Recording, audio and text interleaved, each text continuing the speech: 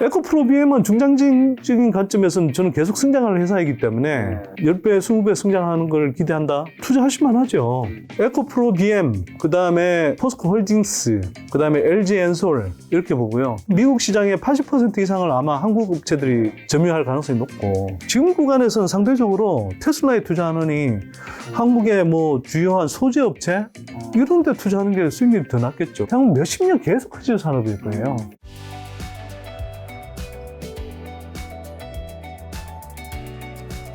소장님 유튜브 채널 보니까 요즘에 이제 썸네일에 2차 전지 관련된 제목들이 굉장히 많던데 2차 전지, 뭐 배터리 산업에 왜 이렇게 관심을 가지셨는지, 그리고 제가 봤을 때 뭔가 투자도 하셨을 것 같은데 실제로 배터리 산업에 좀 투자의 수익도 보셨는지. 저를 또 부동산 전문가나 아니면 한국경제 뭐 전문가로 알고 계신 분들이 많을 텐데 사실은 제가 15권의 책을 쓰는 동안 사실 부동산 책은 3권을 쓰고 그 외에는 상당히 다양한 종류의 책을 썼죠. 뭐 세금 문제 이야기도 썼고 재정, 그다음에 경제 전반에 대한 이야기도 썼고. 그런데 2015년에 제가 쓴 책이 뭐냐면 선데이니 빅픽처라는 책을 썼고요. 그다음에 일의 미래, 또 부의 재편, 그게 이제 20년에 썼던 거고 지난해는 이제 뭐 대한민국 위기와 기회의 시간이라는 책을 썼는데 사실은 그 책에서 주제가 각각 다른데 그 책에서 제가 계속 공통되게 다뤘던 주제가 하나 있어요. 예, 배터리 산업이에요. 네. 선데이니 빅픽처라는 책은 제가 이제 투자 관련해서 처음으로 쓴 책인데, 이제 큰 흐름을 읽으면서 이제 선긋게 투자하라, 이런 건데, 그때도 이제 그린 인더스트리라고 해서 이제 제가 좀 주목해야 된다라고 이야기했고, 그때 테슬라 2015년이니까요. 지금 관점이 아니라, 그때부터 테슬라 주목해야 된다부터, 당시에 LG화학, 삼성 SDI, 이런 거 주목하고 투자하면 좋다. 뭐 그런 이야기 했죠. 뭐 그때 이후 지금 주가가 얼마나 올라왔는지는 가늠해 보시면 아실 거고요. 물론 이제 LG화학은 LG화학하고 지금의 이제 LG엔솔로 뭐 나눠지긴 했습니다만 그런 이야기 드렸고 그 이후에도 쭉 했는데 왜 그런 관심을 가졌냐 하면 제가 2005년에 미국 유학을 갔을 때 당시에 나중에 이제 그 노벨 평화상을 받았는데 엘고어 전 미국 부통령이 불편한 진실이라는 책을 썼어요. 그리고 그 다큐 영화도 이제 캠퍼스에서 상영하고 그랬는데 제가 그 책과 영화를 보고 나서 지구 온난화 문제에 이제 관심을 가지게 됐고 그러면서 이제 신재생 에너지하고 이제 전기차 또 그와 연결해서 이제 배터리 산업에 대한 관심으로 이제 쭉 이어지면서 제가 그걸 이제 유심히 보고 있었는데 한국이 다행스럽게도 이 배터리 산업의 거의 종주국처럼 부상하더라고요. 그래서 야 이거 어마어마한 투자 기회가 열리네. 네, 그래서 이제 아까 말씀드렸듯이 2015년부터 책으로 낼 정도로 그렇게 이제 관심을 계속 가져왔던 거죠. 근데 그렇게 책을 내도 다 저를 부동산 전문가로 알고 폭락론자로 특히 인식하는 분들이 너무 많더라고요. 그리고 뭐 돈 많이 벌었냐? 아니 당연히 돈 투자 많이 했을 거 아니에요. 그리고 그동안 수익이 엄청 났겠죠.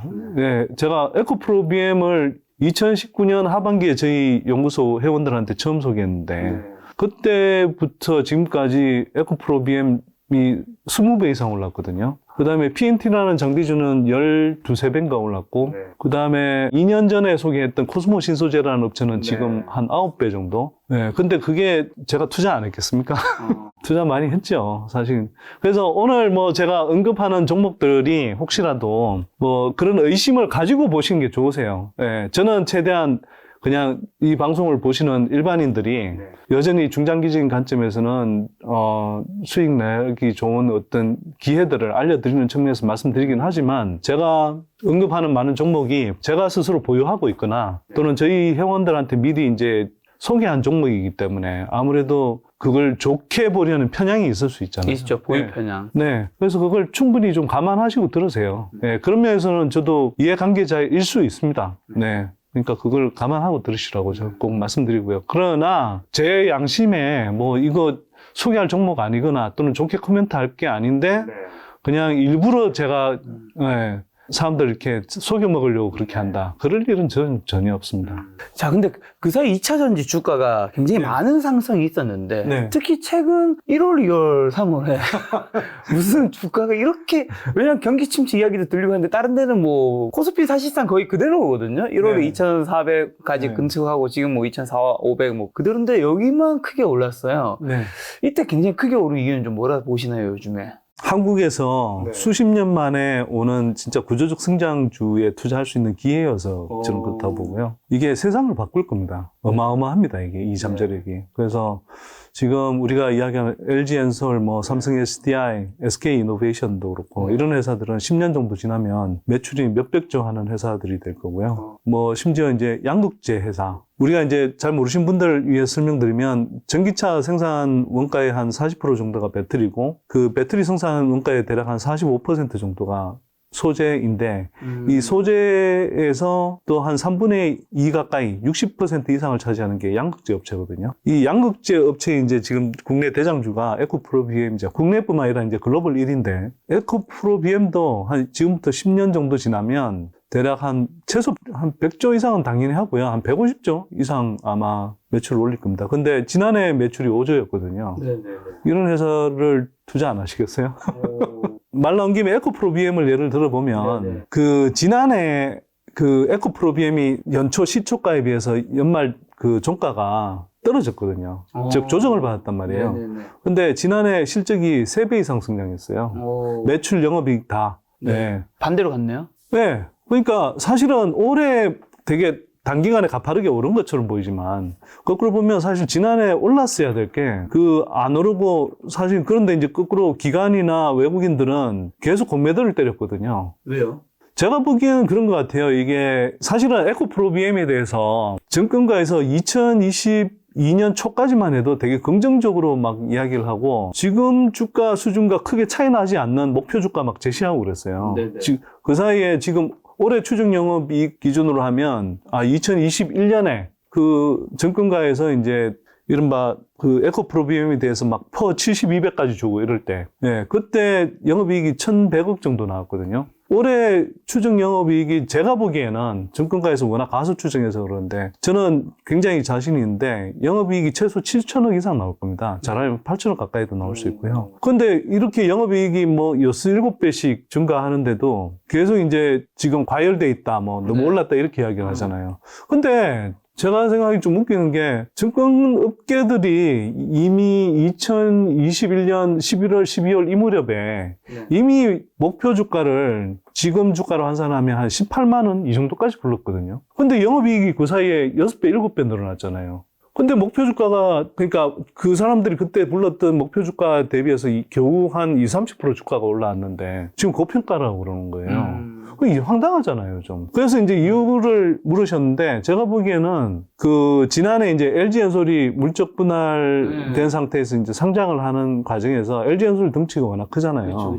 그러면서 LG엔솔이 이제 뭐 여러 가지 이제 지수에 다 편입이 되기 때문에 기관이든 외국인이든 일정한 물량을 채워야 된단 말이에요. 근데 이제 LG엔솔이 비중이 워낙 크니까 그동안 갖고 있던 2차전지 뭐 그걸 팔아야겠죠. 예, 소재 종목들 중심으로 이렇게 다 굉장히 많이 팔았단 말이에요. 그래 LG엔솔을 담았고 그래서 이제 다시 적절한 시점에 이걸 이제 2차전지를 샀으면 되는데 지난해 시장이 계속 안 좋았잖아요. 그러니까 이걸 2차전지를 제때 담지를 못한 거죠. 더구나 거꾸로 담기는 그냥 공매도를 열심히 친 기관하고 외국인도 많거든요. 왜 쳤냐 하면 제가 보기에는 지난해 뭐 예를 들어서 삼성전자, 현대차 이런 다른 타 섹터는 막 40% 가까이 빠지고 뭐 카카오, 네이버 이런 건 70% 이렇게 빠졌잖아요. 그러니까 이게 이제 그런 거에 비해서는 2차전지 관련주들이 상대적으로 이제 잘 버텼거든요. 그러다 보니 이제 거꾸로 이게 밸류에이션이나 이 성장성을 따지지 않고 시장 분위기만으로 얘들은 덜 빠졌다 이런 식으로 생각해서 그냥 공매도를 엄청 쳐댄 거예요. 제가 보기에는. 근데 이게 실적이 3배 성장하고 올해 들어와서도 제가 볼 때는 에코프로비엠 같은 경우는 실적이 다시 여기서 2배 성장할 것 같거든요.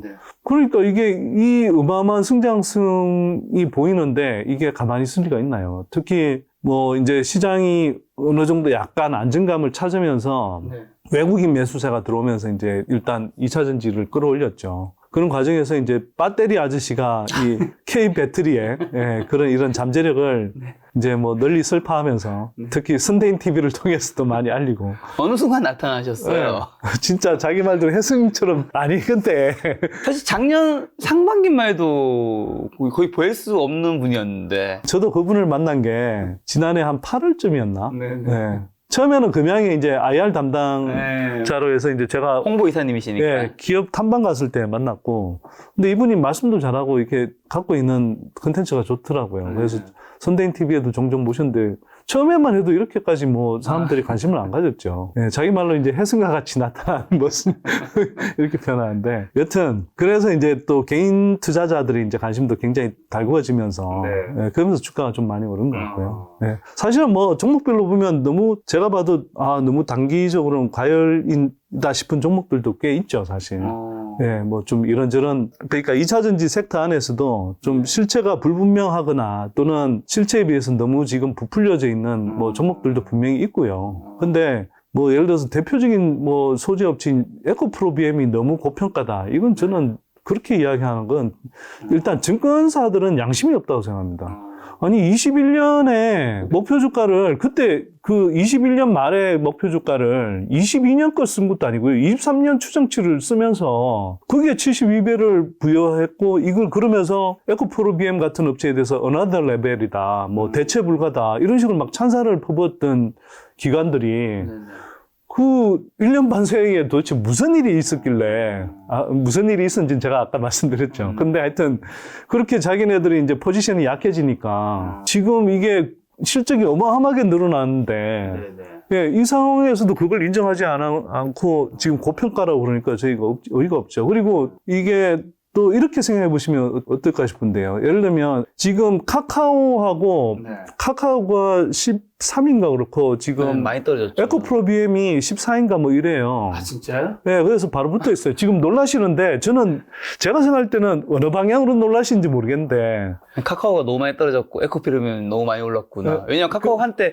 시총 3, 4위 근처까지 매드까지 했죠. 네. 근데 저는 그 향후 성장성을 보면 그 향후 성장성까지 볼 필요도 없어요. 일단 카카오의 올해 매출이 대략 한 8조 원 정도, 그 영업이익이 대략 한 7천억 좀 넘는 걸로 나오거든요. 올해 에코프로비엠 실적이 제가 추정하기로는 매출 10조에 영업이익 최소 7천억 나오고요.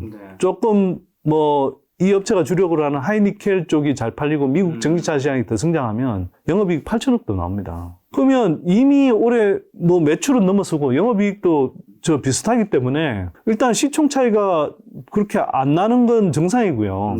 근데 에코프로비엠이라는 회사는 이게 캐파가 2027년 가면 캐파가 71만 톤으로 잡혀 있어요. 71만 톤이면 이게 양극재 하이니켈 쪽 매출로 따지면 만 톤당 한 7천억 나오거든요. 그러면 7천억이면 7천억 49조 매출이에요.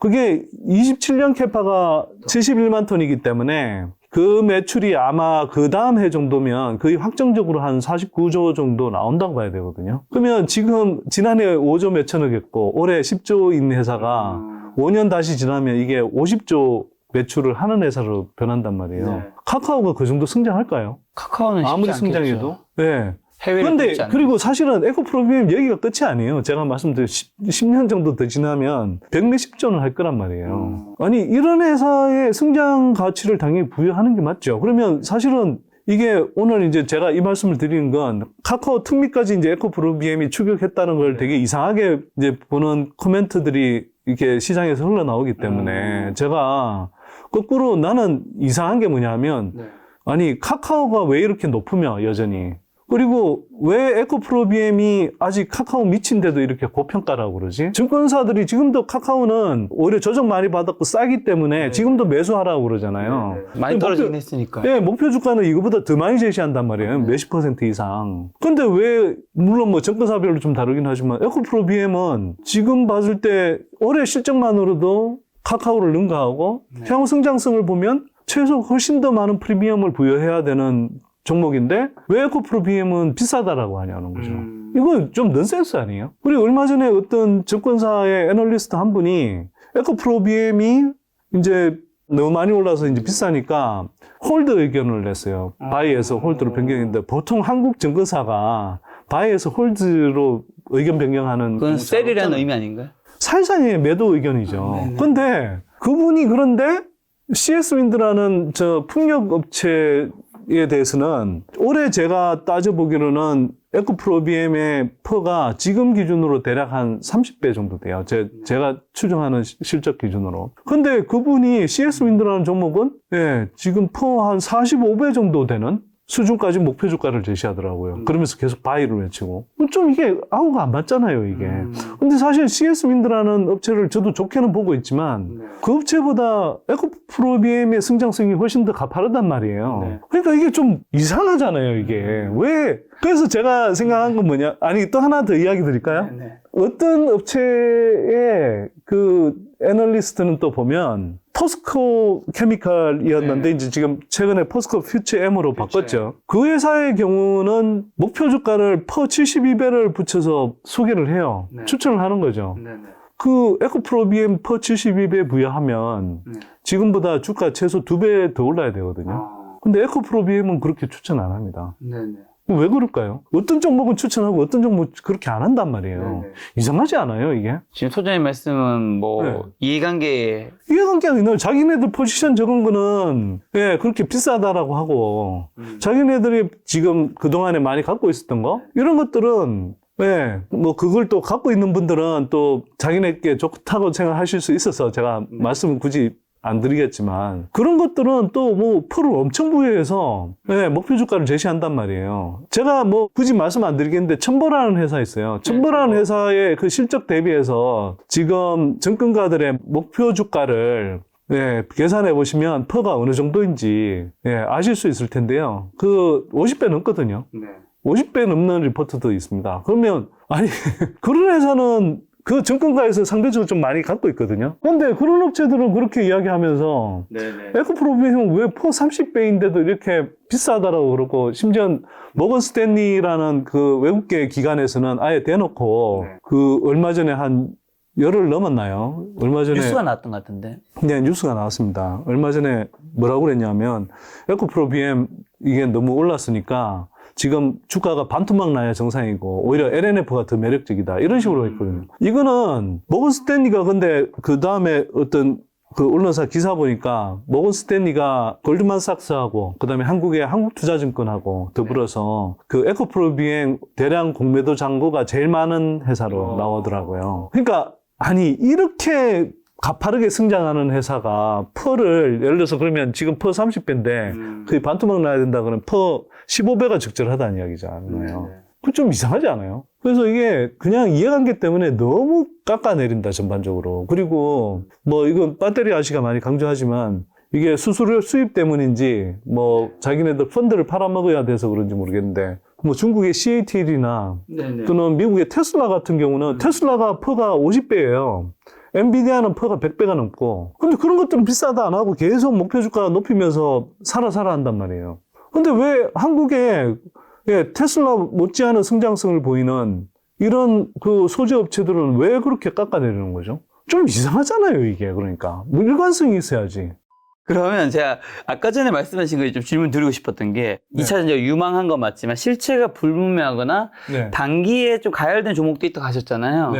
요거는 그럼 어떤 것들이 좀 이런 거에 해당될까요? 일단 대표적으로 전고체 테마죠. 이건 그냥 뭐 제 의견이 아니고 전고체 배터리와 관련해서는 거의 제가 아마 딴 건 몰라도 이걸 자부할 수 있는데 어떤 증권사 애널리스트들보다도 그다음에 뭐 어떤 뭐 개인 투자자 그룹보다도 제가 2차 전지 섹터 안에 웬만한 기업들은 저만큼 많이 탐방 가보고 컨퍼런스 콜을 한 사람이 없을 거라고 저는 직접 많이 가보셨어요? 네, 저는 뭐 가본데 얘기 좀 해주세요 그러면. 한숟가락으로 꼽을 수가 없죠. 몇십 개를 가봤으니까. 한 5개 정도만 가본데 그러면 대표적으로 큰 데만. 근데 이제 많이 오른 데가 뭐 에코프로비엠 같은 회사도 있고 그다음에 뭐 PNT라는 회사 또 코스모 신소재라는 회사 데보마그네틱이라는 회사 뭐 많죠. 그런 종목들 지금 다 주가들 많이 올랐는데 그러니까 다 뭐 말하기 힘들 정도인데 그런 회사들 뭐 하여튼 뭐 그리고 탐방을 한 번만 하는 게 아니고요. 저희가 정말 좀 좋다고 생각하고 장기적으로 투자할 종목이라고 생각하면 많은 경우는 5번, 6번도 가고요. 그 다음에 뭐 주담 통화도 수시로 하고 뭐 최근에 TC 스틸, 사마알미늄 같이 이렇게 뭐 2차 전지 섹터에서 원래는 2차 전지 섹터라고 생각이 안 됐던 철강업계라든지 또는 뭐 비철금속업계 뭐 이런 데도 가고요. 그런 데가 저희 다 찾아가서 좋은 기업이라고 생각하고 소개하고 뭐 그래서 사실 주가들이 지금 많이 올랐죠. 네. 그래서 제가 이제 그렇게 탐방을 가보면 우리가 이제 밖에서는 보면 기술력이 안 높아 보이는데 의외에 이제 그 기술적인 어떤 혜자가 있거나 또는 뭐 몇 년간이라 하더라도 거의 독점적 지위를 누리는 기업들이 있어요. 네. 저희가 이제 배터리 업계 그렇게 탐방을 계속 다니면서 다 물어보는 게 뭐냐 하면 전고체 배터리 어떻게 될 것 같으세요? 이렇게 물어보면 그 심지어 전고체 배터리 관련한 장비나 어떤 소재를 개발하고 있는 업체조차도 이거 금방 되기 힘들 겁니다. 이런 이야기도 하고요. 그래서 그런 이야기들을 제가 종합해서 말씀드리면 대략 전고체는 아직은 제가 볼 때 10년은 더 걸린다. 그리고 10년 걸려서 상용화 되더라도 아마도 굉장히 이제 고급차 중에 하이엔드 마켓에 조금 쓰이는 니치 마켓 정도에 머물 것 같다. 이런 생각이고요. 그래서 지금 전고체 테마와 관련해서 이렇게 움직이는 막 주가 뻥튀기 된 그런 회사들이 있거든요. 그런 회사들은 조심하셔야 된다. 그 다음에 뭐 예를 들면 어느 업체라고 이야기는 안 하겠습니다. 이건 네. 뭐 긍정적으로 이야기하는 것도 아니어서 예를 들면 그 원통형 배터리가 앞으로 이제 계속 비중이 늘어날 거잖아요. 그러면 거기에 이제 들어가는 게 원통형 캔을 만드는 그 강판이 니켈 도금 강판이라는 게 있어요. 네. 이거 이제 국내에서 현재로서는 딱 한 회사가 독점적으로 지금 생산 공급하고 있거든요. 네. 이 회사는 향후에 매출이 굉장히 많이 늘어날 겁니다. 제가 추정하기로는 한 2년 안에 거의 매출이 한 8, 9배 정도 늘어날 가능성이 높거든요. 2차 섹터가 이런 업체들이 많아요, 지금. 근데 그 업체 외에 지금 새로 이제 진입하려는 업체가 하나 있거든요.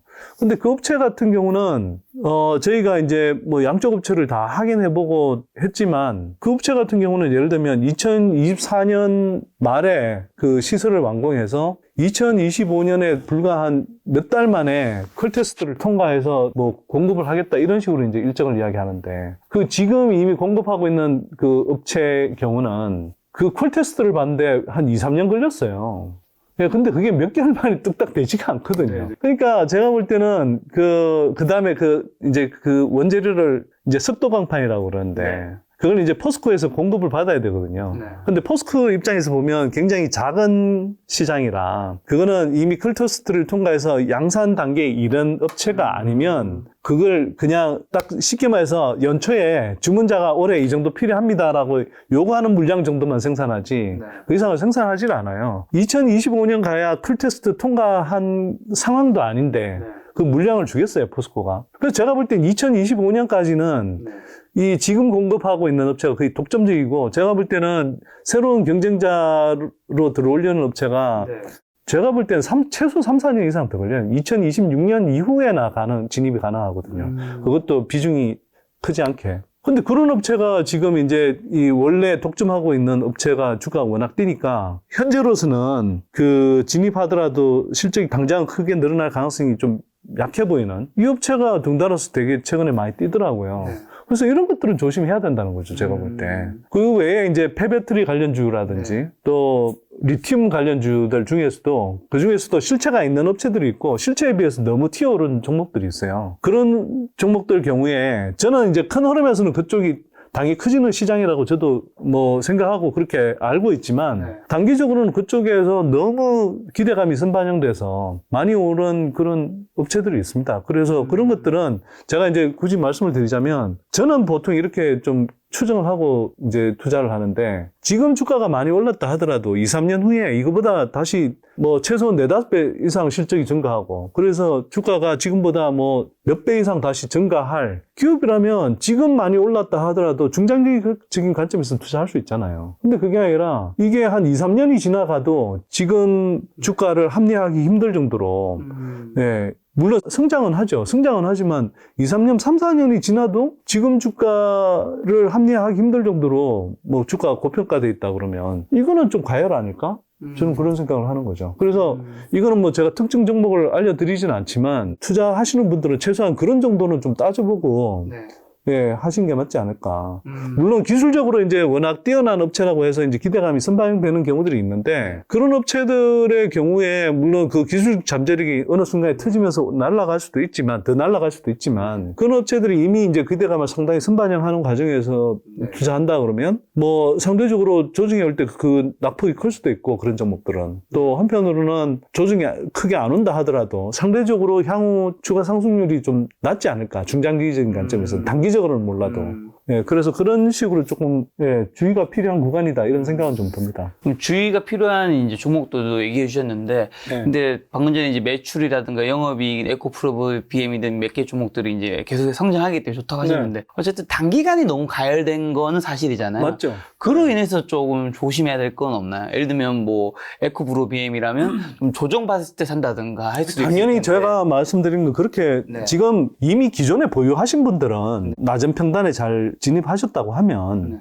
일부러 막 섣불리 팔 필요는 없는 구간이라고 생각해요. 왜냐하면 올 한 해 동안 2차 전지 시장에 굉장히 좋은 호재들이 계속 쏟아져 나올 가능성이 높기 때문에 많이 올랐다라고 생각하지만 그 기대감을 충족해 줄 수 있는 굉장히 많은 이벤트들이 벌어질 겁니다. 특히 이제 이번에 그 IRA의 그 세부 지침이 얼마 전에 발표가 됐었잖아요. 예, 그러면서 미뤄졌던 완성차 업체와 배터리 업체들 간의 계약 계속 나올 거고, 또 그러면 잇따라서 이제 뭐 소재 계약 추가로 나올 거고, 2025년까지 뭐 국내 3사 캐파를 엄청 늘려야 되거든요. 2022년 대비 거의 한 3배 정도 늘려야 되는데, 그럼 또 장비 발주도 엄청 나올 거란 말이에요. 그러니까 호재들이 계속 나오기 때문에 이미 그냥 비교적 낮은 평단에 잘 진입하신 분들이라면 대체로 좀 갖고 계시고, 뭐 좀 멘탈상 나는 이게 또 이러다가 혹시라도 뭐 주가가 한 20, 30% 조정 받으면 아, 멘탈 좀 이렇게 무너질 사람 같다. 그러면 그런 분들은 자기가 나름 좀 안 좋은 시나리오도 그려보면서 일부는 예를 들어서 한 뭐 20, 30% 정도 자기가 범위 안에서 분할해서 수익을 일정하게 실현할 수도 있죠. 그게 자기 멘탈이 편하다면. 그런 분들은 또 그렇게 가시면 되고요. 그러다가 뭐 만약 조정이 실제로 온다 그러면 예, 조금 더 싼 가격에 현금 확보해둔 걸로 더 사셨다가 사실 더 중장기적인 관점에서 바라보고 가시면 되고요. 근데 만약 조정이 안 온다. 그러면 남아있는 7, 80% 가지고 이제 그냥 수익을 누리셔야 되는 거고 또 한편으로는 그 20, 30%를 가지고 상대적으로 좀 덜 올랐지만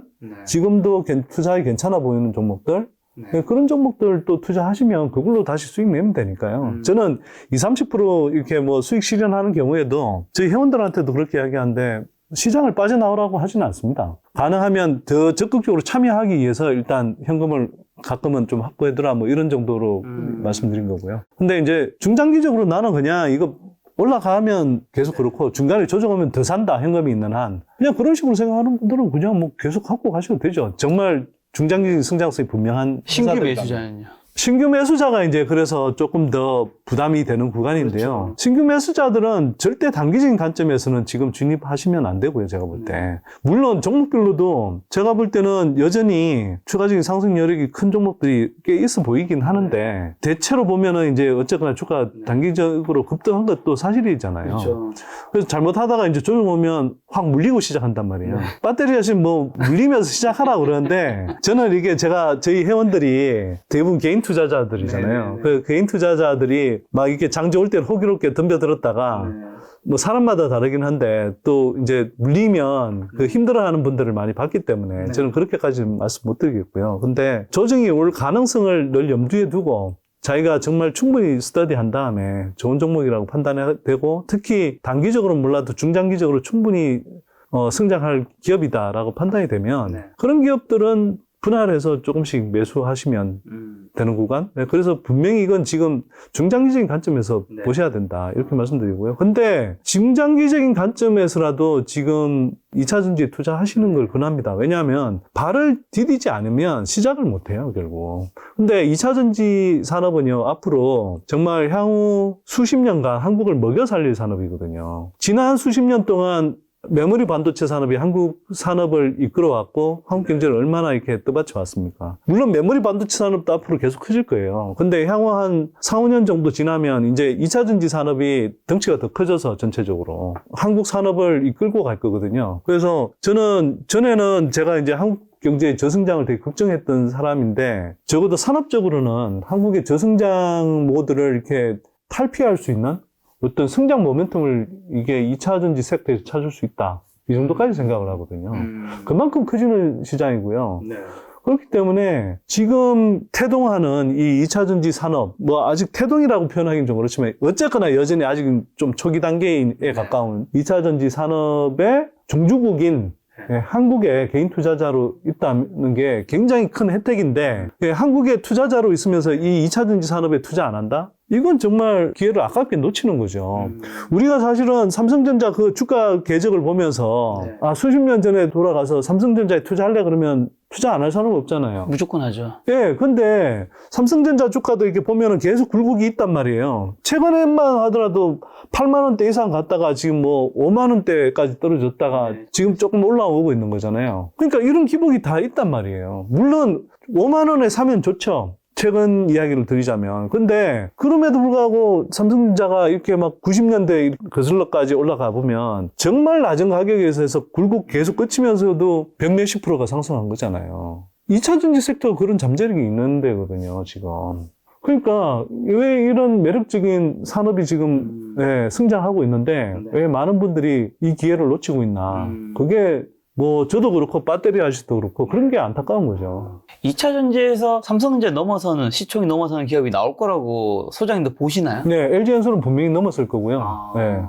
아니, 넘어설 수밖에 없습니다, 이거는. 이게 왜냐하면 지금 한국 배터리 업체들이 받아나온 수주 잔고가 1,000조가 넘는데요. 물론 이제 뭐 앞으로도 계속 체결을 할 테고. 근데 이게 시장 침투율이 지난해 기준으로 전 세계적으로 10% 정도 되는, 그리고 이제야 가장 큰 전기차 시장이 되고 배터리 시장으로는 더 압도적으로 클 미국 시장이 이제야 본격적으로 성장하는 구간에 들어가거든요. 지금 수주 받은 것보다 훨씬 많은 수주가 이제 계속 밀려드는 거고요. 전 세계 완성차 시장이 대략 한 8,000조 이 정도 되는데 향후에 전체 생산량 자체는 좀 줄어들 겁니다. 근데 전기차의 이제 대당 판매 가격을 감안하면 사실은 8,000조보다 오히려 더 커질 수도 있는 시장이거든요. 예, 삼성전자 매출이 지난해 기준으로 한 300조였단 말이에요. 예, 이 시장에서 전기차 시장이 그만큼 크고 거기에서 전기차 생산 원가의 한 40%를 차지하는 게 배터리고, 그 배터리 시장에서 가장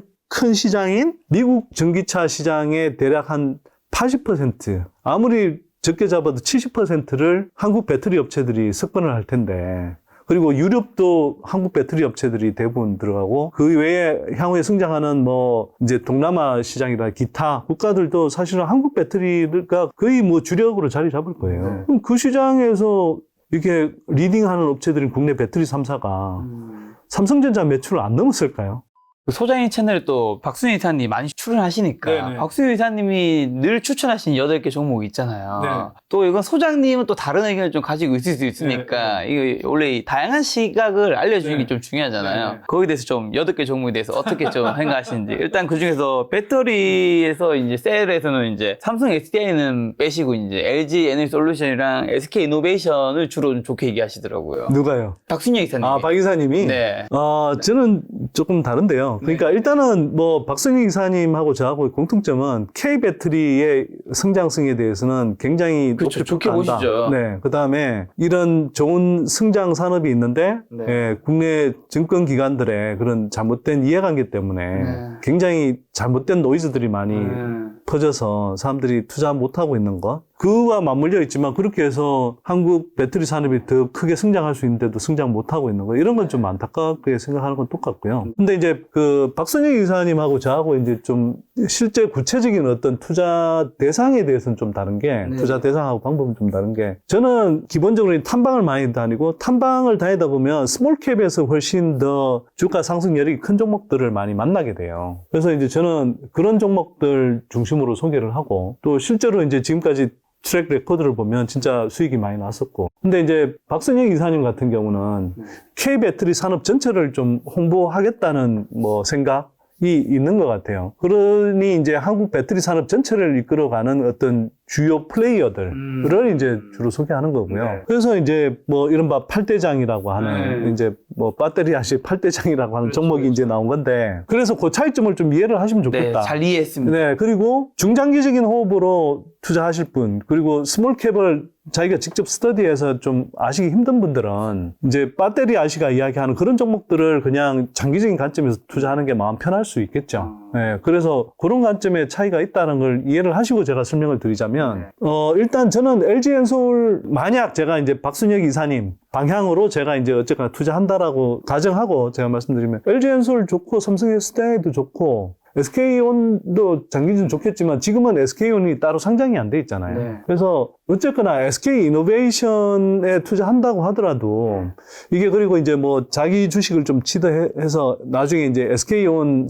상장할 때 한 10% 정도를 매입해서 주주들한테 나눠준다고 하는데 그래봐야 개인 주주들한테 돌아오는 비중은 제가 볼 때 한 5%, 전체 주식의 5% 정도밖에 안 될 거여서 이걸로 저는 충분히 보상이 되는 것 같지 않고요. 그래서 SK온을 보고 어차피 투자하는 거라면 SK이노베이션은 지금 투자하지 마시고 결과가 어찌됐든 나중에 SK온이 상장한 다음에 이제 그 주가 흐름이 어느 정도 그 시장의 어떤 기대치를 반영한 어떤 컨센서스 주가가 형성이 될 때 그때 이후부터 장기적인 관점으로 투자하신 게 저는 맞다고 생각하고요. 그 다음에 이제 뭐 에코 프로 그룹이 두 개가 있잖아요. 네. 에코 프로 가족이. 뭐 에코 프로든 에코 프로 BM이든 중장기적인 관점에서는 저는 투자할 수 있다고 생각하는데 특히 에코프로 같은 경우는 올해 너무 지금 주가 많이 올랐잖아요. 저는 사실 이제 이 부분에 관련해서 에코프로 BM을 주로 제가 이제 예를 들어 설명하고 에코프로는 제가 말씀을 잘 안 드리는 게 저는 이게 이제 이 관점이 조금 다른 것 같긴 하더라고요. 뭐냐 하면 저는 사실 한국의 주식시장이 그 지속적으로 디스카운트 되는 이유 중에 하나가 하나의 회사만 상장이 돼 있는 게 아니라 자회사들이 지속적으로 계속 상장이 돼서 여러 개가 상장돼 있는 게 문제라고 생각하거든요. 카카오 같은 경우도 주가가 빠지는 가장 큰 이유 중에 하나는 카카오페이, 카카오뱅크, 뭐 카카오엔트까지 지금 상장하려고 그러죠. 뭐 이런 식으로 계속 상장하면 더블 카운팅 이슈가 발생한단 말이에요. 그러면 그 지주사 역할을 하거나 모회사인 경우에 이걸 밸류를 어느 정도로 산정해 주는 게 적정한가에 대해서 자꾸 이제 좀 의문이 생기잖아요. 그래서 지금 현재 상태로 에코프로가 자회사들이 상장 안 하고 계속 가고 그러면서 에코프로 BM의 이제 어떤 실적을 지분 가치의 한 절반 정도만 인정해주고 그 다음에 향후의 성장성을 이렇게 쭉 본다 그러면 어떻게 보면 성장성이 굉장히 가파르거든요. 사실 에코프로도.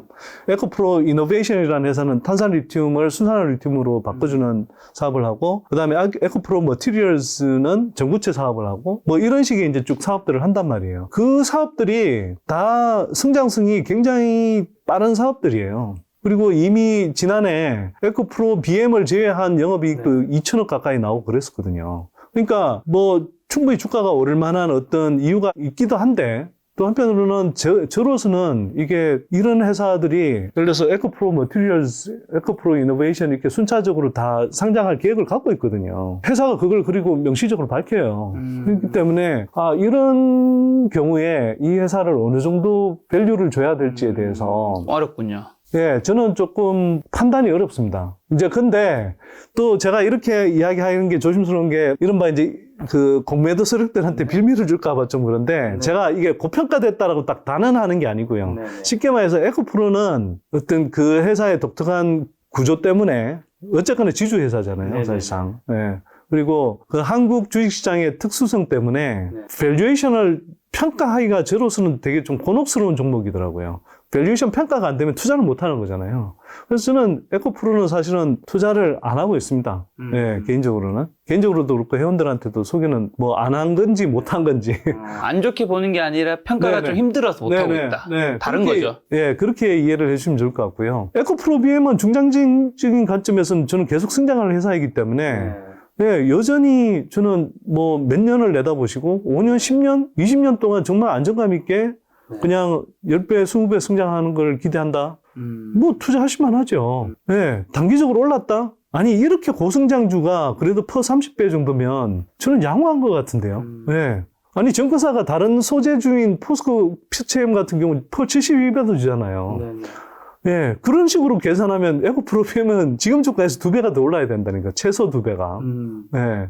그리고 5년 후에 확정 매출이 50조가 나오는 회사, 네. 거의 확정적인 매출이. 이런 회사를 뭐 중장기적인 관점에서 뭐 불안해 하실 이유가 뭐가 있습니까? 그 다음에 이제 뭐 리튬을 비롯한 이제 광물과 소재 수주 계열화를 하고 있는 포스코 홀딩스. 이런 업체 같은 경우도 뭐 대형주 중에서 네. 안정감 있게, 그러면서도 경우에 따라서 올해 하반기부터, 올해 한 10월부터 이제 호주 필바라 강산 리튬이 생산되기 시작하잖아요. 네. 그러면 아마 좀 광물 소재 관련주로서 좀 주목을 받을 것 같은데, 최근에 포스코 홀딩스도 좀 올라왔어요, 주가가. 네, 그럼에도 불구하고 중장기적으로 보면 상당히 대형주이면서도 주가 상승 폭이 뭐 오히려 LG 엔솔이나 이런 회사보다 향후 몇 년 동안은 더 클 수도 있는 종목 아닌가? 뭐 이런 생각이 좀 들고요. 포스코 퓨처엠도 좋습니다. 왜냐하면 그러니까 포스코 홀딩스가 참 이제 지주사로 돼 있긴 한데, 포스코 홀딩스는 어쨌거나 자회사 포스코 지금 퓨처엠하고 일부를 제외하고는 주력 그 광물 소재 쪽은 지금 추가 상장 계획이 일단 없거든요. 네, 그래서 그런 면에서 에코프로하고는 좀 다른 측면이 있고요. 제가 판단하기에는. 그 다음에 포스코 퓨처엠 같은 경우는 지금 실적 대비해서 주가로 보자면 당장은, 그리고 기술력 측면에서도, 양극재 기술력 측면에서는 에코프로 BM보다 저는 좀 떨어진다고 생각합니다. 예, 그런데 이제 장점이 포스코 홀딩스가 앞으로 광물 소재 사업 이런 것들을 하면 거기에서 이제 원재료를 이제 조달하면 훨씬 더 싼 가격으로, 훨씬 더 유리하게 안정적으로 이게 배터리 생산을 할 수 있을 거 아니에요. 그리고 그 모기업의 이제 배경이 든든하기 때문에 향후 생산 캐파를 늘려가기도 좋고, 그래서 올해 이미 삼성 SDI하고 40조 원 수주 계약 맺었잖아요. LG 엔솔향으로도 대규모 수주 계약이 곧 나온다고 하거든요. 그러면 그런 것도 있죠. 뭐 등등 해서 제가 볼 때는 향후 캐파 증설이나 아니면 수주 증가라는 측면에서 보면 굉장히 유리한 입장에 있는 회사이기 때문에 뭐 이 회사도 중장기적인 관점에서 투자한다면 저는 좋다고 생각합니다. 예. 다만 저라면 포스코 퓨처엠보다는 에코프로 BM을 투자할 것 같다. 예. 그리고 그냥 포스코 쪽을 투자한다면 홀딩스가 오히려 좀 낫지 않을까?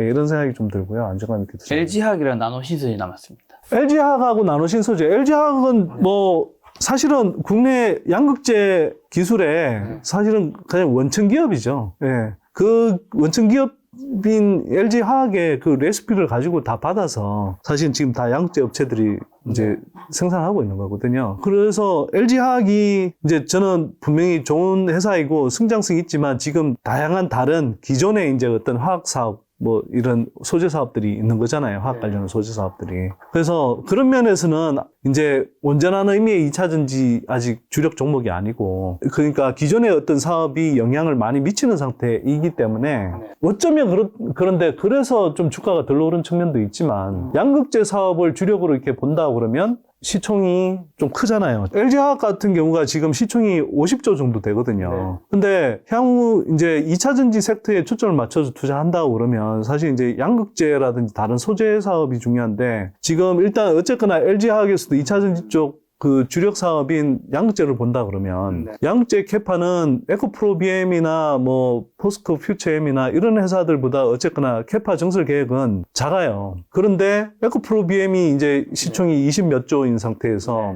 이제 LG 화학이 50조를 받고 있기 때문에 향후에 양극재라든지 다른 소재, 2차전지 소재 쪽이 올라온다 하더라도 지금의 시총 수준에서 주가 어떤 상승 여력이나 탄력이 강할까? 이렇게 생각하기 때문에 저는 LG화학이 기술적으로는 굉장히 뛰어난 회사임에도 불구하고 투자자 관점에서 제가 조언을 드려야 되잖아요. 그런 관점에서는 저는 LG화학은 투자하면 안 된다는 게 아니고요. 오히려 저는 조금 후순위로 보고 있다.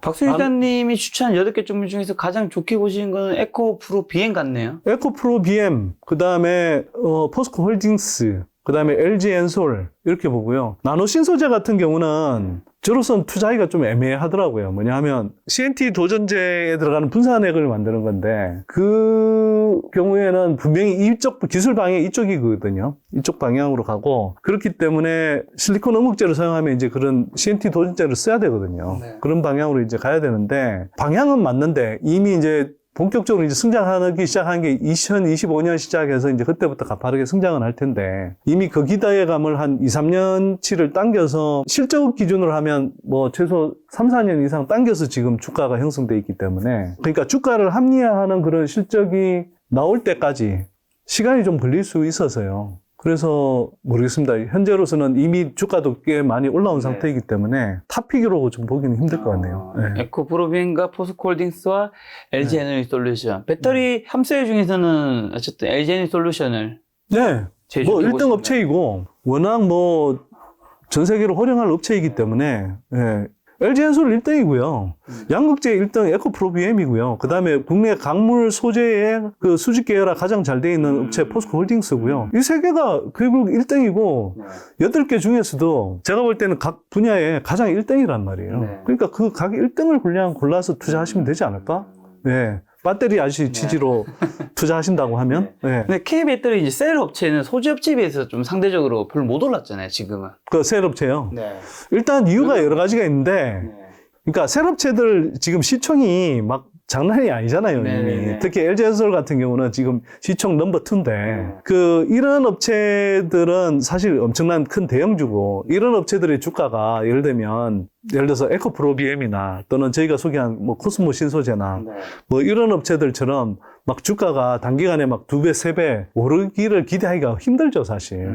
그래서 이런 업체들은 제가 말씀드렸지만 이 산업이 커지고 그 산업 내에서 이 산업을 리드할 수 있는 그 대장주의 장기적인 관점에서 불안감 없이 그렇게 투자할 때 좋다라는 거고요. 지금 LG엔솔 같은 경우는 이제 시총이 135조 정도 된단 말이에요. 예. 그러니까 이게 물론 나중에 이제 삼성 시총도 뛰어넘는 뭐 그런 시기도 오고 그럴 텐데 그러나 이게 그 단기간에 이렇게 막 가파르게 좀 오르기는 힘들겠죠. 그래서 그 워낙 큰 종목인 만큼 주가를 끌어올리는 데는 그만큼 또 많은 자금이 들어와야 된다는 거고 이게 이제 뭐 어쨌거나 외국인이라든지 기관들이 적극적으로 이렇게 매수하는 단계가 오면 어느 정도 상승 탄력이 더 생기긴 하겠지만 현재로서는 당연히 이게 상승 탄력은 좀 똘똘한 스몰캡들보다는 적을 수밖에 없는 거겠죠. 그래서 그냥 중장기적인 관점에서 나는 막 스몰캡들 이렇게 막 주가 막 이렇게 오르내리던 주가 변동이 커서 막 불안해서 투자 못 하겠다. 그리고 나는 이게 내가 좀 확실히 스터디를 잘 못하겠다. 그럴 때 그냥 LG엔솔에 투자하시면 된다. LG엔솔, 포스코홀딩스, 뭐 에코프로비엠 이런 업체들 투자하시면 된다. 소장님은 이제 스모케 위주로 많이 한다고 하셨으니까 어떤 네. 것들 좀 좋게 보시는 건가요? 근데 이게 제가 좀 언급하기가 되게 조심스러운 게 이미 주가가 너무 많이 올라갔고요. 그냥 이거 추천의 의미가 아니라 제가 왜 이런 종목을 좋게 봤는지를 그냥 설명하는 차원에서 말씀드릴게요. 제가 올해 이제 그 2차 전지 쪽에 소재주 탑픽으로 꼽았던 게 이제 코스모 신소재라는 업체인데요. 제가 이제 기본적으로 이 회사를 좋게 본 이유는 뭐 양극재에서 기술력 1등이고 뭐 양극재 1등이어서가 아니라 양극재 꼴찌여서 그렇습니다. 꼴찌를 왜 투자해? 그리고 보통 이렇게 생각하잖아요. 아니 투자해도 1등을 투자해야지. 그렇죠. 근데 이제 이걸 전방 시장의 흐름을 잘 이해하고 있으면 좀 다른 그림이 보이는 거죠. 어느 구간에서는. 예를 들어서 저희가 LNF 소개 안 하고 한때 LNF 소개 안 하고 에코프로비엠 소개 안 한 데가 아니거든요. LNF 2018년부터 소개했고 2019년에 에코프로비엠 소개했고 그런데 2021년에 코스모 신소재를 왜 소개했냐. 그때 후발주자이긴 한데 이 기업이 향후에 가파르게 성장할 수 있을 것 같다는 생각이 들더라고요. 왜? 계속 배터리 시장이 커지는데 배터리 시장이 커지면 배터리 수요가 늘어나고 그러면 배터리 업체는 소재가 필요한데 가장 필요한 게 양극재란 말이에요. 양극재는 이제 뭐 기존에 에코프로비엠도 있고 뭐 LG화학, 뭐 포스코 케미칼, 뭐 LNF 다 있지만 이걸로 다 안 돼요. 커버가 다 안 돼요. 워낙 이제 물량이 밀려돌다 보니까. 그러면 이게 코스모 신소재 같은 이런 후발주자한테도 기회가 올 거다. 그래서 이제 그 당시에 코스모 신소재는 그런 기대감이 상대적으로 거의 반영이 안 돼서 주가가 상대적으로 되게 낮은 수준이었거든요. 지금 코스모 신소재가 19만 원 넘은 걸로 제가 알고 있는데 그 2년 전에가 2만 1,000원이었거든요. 예, 그러니까 대략 한 8, 9배 지금 올라 있는 상태죠. 그래서 그때 입장에서 보면 뭐 시총 한 6천억, 7천억 이 정도 수준이었으니까요. 네, 오늘 19만 3,600 네네. 정도 하네요. 네. 그런데 이 회사가 기존의 이제 양극재 업체들 물량으로 다 안 돼서 이제 국내 배터리 3사의 그 수주를 받게 되면 굉장히 가파르게 오를 거다. 네. 이게 이제 기본 아이디어였고요. 또 이 회사가 갖고 있는 장점은 뭐냐면 이 회사가 원래부터 기술력이 없는 회사가 아니에요. 어쩌면 너무 일찍 2차 전지 시장에 들어간 거죠. 중국 시장이 막 뜨고 하면서 이렇게 전기차 시장 된다라고 할 때 2015년 이 무렵부터 막 투자를 엄청 했거든요. 그러다 보니까 너무 일찍 들어갔는데 중국 시장이 확 죽으면서 전기차 시장이 한때 주춤했잖아요. 그러면서 이 회사가 이제 되게 자금난에 시달린 거예요. 그래서 그 정작 이제 진짜 2019년 하반기부터 2020년부터 이제 본격적으로 다 재출발할 때 그때 이제 자금난에 시달리면서 제때 못 올랐은 거예요. 2020년, 21년에 LNF한테 이제 LG가 물량을 줄 때 사실은 코스모 신소재에 먼저 연락이 왔었거든요. 근데 뭐 이제 한번 대이기도 했고 자금 사정도 안 좋으니까 못 받았단 말이에요, 그게. 그래서 지금 LNF하고 이제 지금 코스모 신소재가 벌어진 계기가 됐죠. 근데 어쨌거나 워낙 오래전부터 이제 ESS용으로는 뭐 LCO 양극재 이런 걸 부터 해서 기술력은 상당히 축적되어 있는 회사고요. 그래서 지금 NCM, NCA, 뭐 NCMA, 그 다음에 코발트 프리 배터리 이런 거 있잖아요. 그런 거에 다 대응할 수 있는 양극재 소재를 다 개발을 했어요, 이미. 그래서 기술력은 상당히 뛰어난 업체이고 준비도 돼 있고 근데 국내 배터리 3사하고 다 관계가 좋아요. 예를 들어서 에코프로비엠은 사실 지금까지 LG하고 관계가 안 좋단 말이에요. LNF는 사실 삼성 쪽으로 잘 못 들어가고 있고 뭐 이런 등등이 그게 있는데 이 회사는 국내 3사하고 다 관계가 좋아요. 왜냐하면 사실은 LG그룹 반개고요. 그 대주주 집안이. 그 다음에 코스모 신소재가 원래는 그 삼성의 반개그룹인 그 세한미디어를 인수해서 시작한 업체거든요. 그래서 삼성하고도 관계가 있어요. 그 다음에 SK하고는 특별히 뭐 척지고 안 살아왔거든요. 그러니까 사실은 이게 그냥 드리는 말씀이 아니고 제가 이렇게 그동안 쭉 모니터 해온 바로는 LG 엔솔 쪽 수주도 이제 받을 수 있고 삼성 쪽도 기사 보도 내용을 보면 이제 최윤호 사장이 다녀간 다음에 뭐 업계에서 이렇게 확인한 바로는 대략 최소 5만 톤에서 10만 톤 정도 물량을 캐파를 좀 준비해달라 이랬다는 거예요. 캐파 5만 톤만 해도요. 양재 뭐 코스모 신소재는 단가 좀 낮춰 잡아서 6천억이라고 쳐도 6530 3조 원 연간 매출 3조 원 나오는 거거든요. 그러니까 이런 단위의 계약이 지금 올해 LG엔솔, 삼성 SDI는 아마 하반기 후반쯤 가서 시작이 될 것 같고 SK온 쪽은 코발트 프리 배터리를 개발하는데 거기 컬 테스트를 통과한 것으로 알고 있거든요. 이게 이제 SK온까지 내년 상반기 중에 3개가 다 계약을 맺을 가능성이 높아요. 근데 여기가 끝이 아니고요. 이 회사 같은 경우는 사실 북미 쪽에 리튬 강산, 그게 독점 유통권을 아마 확보하게 될 것 같아요. 근데 이게 아마 뭐 멀지 않아 아마 소식이 나오는 것 같고요. 지난해 기사가 나왔었거든요. 매일경제신문에서. 그 기사 내용을 보면 1만 톤이라고 돼 있는데 제가 업계에서 확인하기로는 1만 톤을 훌쩍 넘어요. 근데 이게 1만 톤만 해도 6천억이거든요. 매출 관점으로. 그 다음에 2만 톤이면 1조 2천억. 네. 뭐 몇만 톤이 될 수도 있는 거고. 그리고 근데 이게 그냥 들어간 게 아니라 글로벌 배터리 회사랑 같이 들어가는 거기 때문에 또 그 업체와의 어떤 향후 지속적인 관계가 또 형성될 가능성도 높고. 그 다음에 에코프로가 되게 가치를 받는 이유 중에 하나는 아까 얘기했듯이 양재가 에코프로비엠이 하지만 전구체 뭐 그다음에 리튬 가공 그다음에 뭐 이런 것들이 쭉 같이 있다고 말씀을 드렸잖아요. 그다음에 폐배터리 리사이클도 있고. 근데 에코프로에 이제 그런 게 다 있는데 코스모 신소재는 양극재에 대해서 리튬 강산도 있죠. 그다음에 전구체 사업도 이게 모기업인 코스모 화학이 하는 게 아니라 이걸 코스모 신소재가 해요. 네, 전구체라는 것은 이제 양극재를 만들기 전에 그 니켈, 망간, 알루미늄 이런 것들을 이제 한데 섞어서 이게 반죽처럼 만들어 놓은 걸 이제 전구체라고 하는데 그거하고 이제 리튬하고 결합시켜서 이제 소성해서 양극재를 만들거든요. 근데 전구체도 코스모 신소재가 해요. 그러니까 사실은 이제 코스모 신소재 같은 경우는 당장 실적으로 보면 저거 너무 주가 너무 많이 오른 거 아니야 이럴 수 있는데 제가 보기에는 이런 줄줄이 굵직굵직한 어떤 변화들이 향후 1년에서 1년 반 사이에 줄줄이 나오고 있기 때문에 그래서 주가가 지금 반영해서 그걸 이제 지금 가파르게 오르고 있다 이렇게 보고 있죠. 그래서 지금 너무 많이 오른 것 아니냐 이렇게 보실 수 있지만 제가 보기에는 여전히 더 오를 여지가 많다고 보는 게 이 회사도 2027년 정도 가면 생산 캐파를 한 최소 20만 톤에서 25만 톤 정도 잡고 있거든요. 20만 톤이라고 계산하면 그게 그냥 단가를 만 톤당 6천원이라고 계산하면 6, 20, 12조가 나오는 거예요. 거기에서 나오는 영업이익이 12조로 잡으면 그냥 한 8% 정도 잡는다고 하면 대략 한 뭐 9천억 정도는 되겠죠. 9천억의 영업이익이 양육제 사업에서만 나오는데 그걸 멀티플을 얼마나 주느냐에 따라 다르겠지만 10배만 줘도 9조고 20배를 주면 18조잖아요. 오늘 기준으로 대략 한 6조 정도일 텐데 6조 정도일 테니까 여전히 업사이드가 많이 있는 거고요. 근데 여기만 있는 게 아니라 아까 이제 리튬 사업이 있다고 그랬잖아요. 그게 그 가치가 한 몇 조가 붙을 거거든요. 그러니까 여전히 중장기적으로 보면 코스모 신소재도 상승 여력이 많이 남아있다고 볼 수 있는 거죠. 혹시 뭐 또 다른 종목도 있는 건가요? 지금 뭐 아까 전에 양극재든 셀든 대장들은 얘기해 주셨고 그다음에 코스모 신소재라는 저희가 이제 소개한 종목이 지금 주가가 너무 많이 올랐어요. 그러니까 윤성 FNC 같은 2차전지 장비 업체가 있는데 이 업체도 지금 올 들어서만 200 몇십 프로 올라 있거든요. 200% 넘게 올라 있는데 그래서 이것도 추천이 지금 아니고요. 그냥 왜 그 탑픽으로 올랐냐면 2차전지 장비주는 기본적으로는 조립공정 쪽보다는 전극공정 쪽 중심으로 투자를 하셔야 되는데 왜냐하면 기술적 진입 장벽이 있어서 그래요.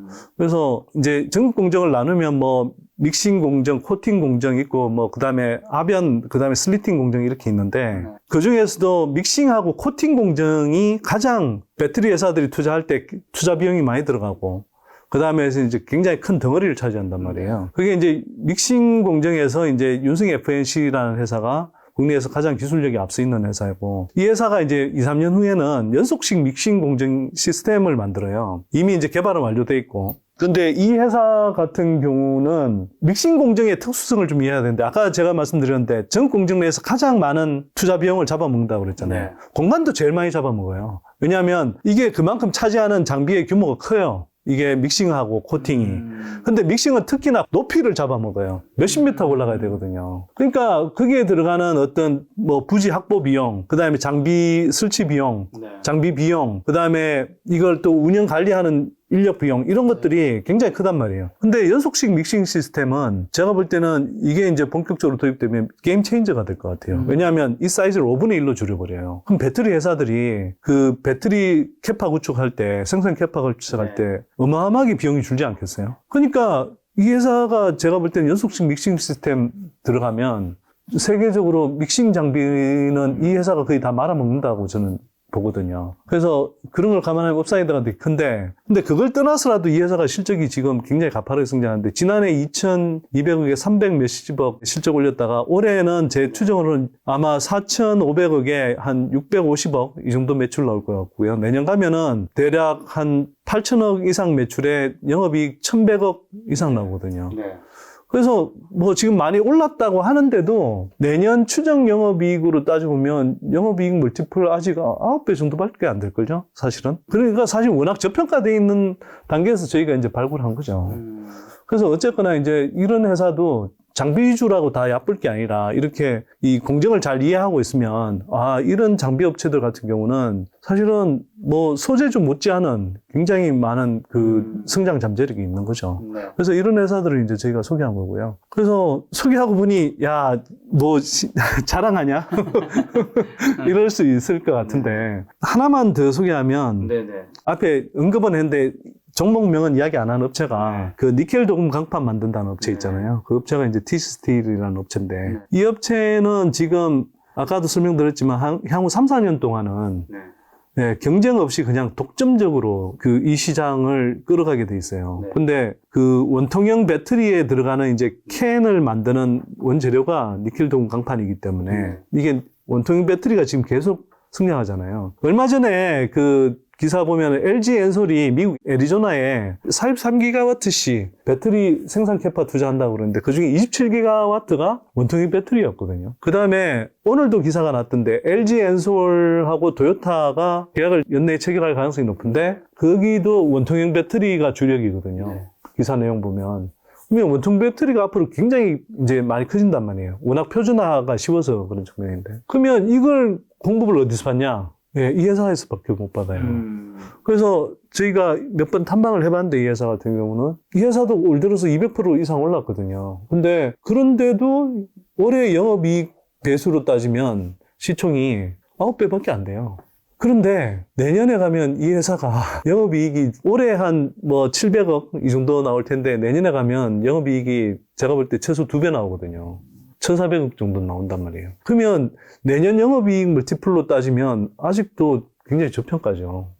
그래서 저는 TC스틸 같은 업체는 주가가 그냥 가파르게 많이 올랐지만 여전히 상승 여력이 뭐 예를 들어서 내년에 영업이익 1,400억 나오고 영업이익 멀티플 10배만 준다고 하면 1조 4천억 돼야 되잖아요. 양의 시청이. 그러면 지금보다 주가가 또 2배 뛰어야 되는 거거든요. 근데 여기서 끝이 아니고 아까 이제 새로 경쟁자가 진입하기 3, 4년간은 쉽지 않다고 말씀드렸잖아요. 그러면 지금 LG 엔솔이나 삼성 SDI가 고객사인데 이런 업체들은 경쟁자가 좀 뛰어들기를 바라겠지만 이게 이제 아직은 지켜보고 있는데 지금 캐파는 2025년 정도 갔을 때 캐파에 비해서 지금 TC스틸이 올해 하반기에 가동하는 캐파까지 따져도 한 40% 정도밖에 안 돼요. 그러니까 하반기 가동하는 물량까지 포함해도 그보다 2배 넘는 캐파가 있어야 되거든요.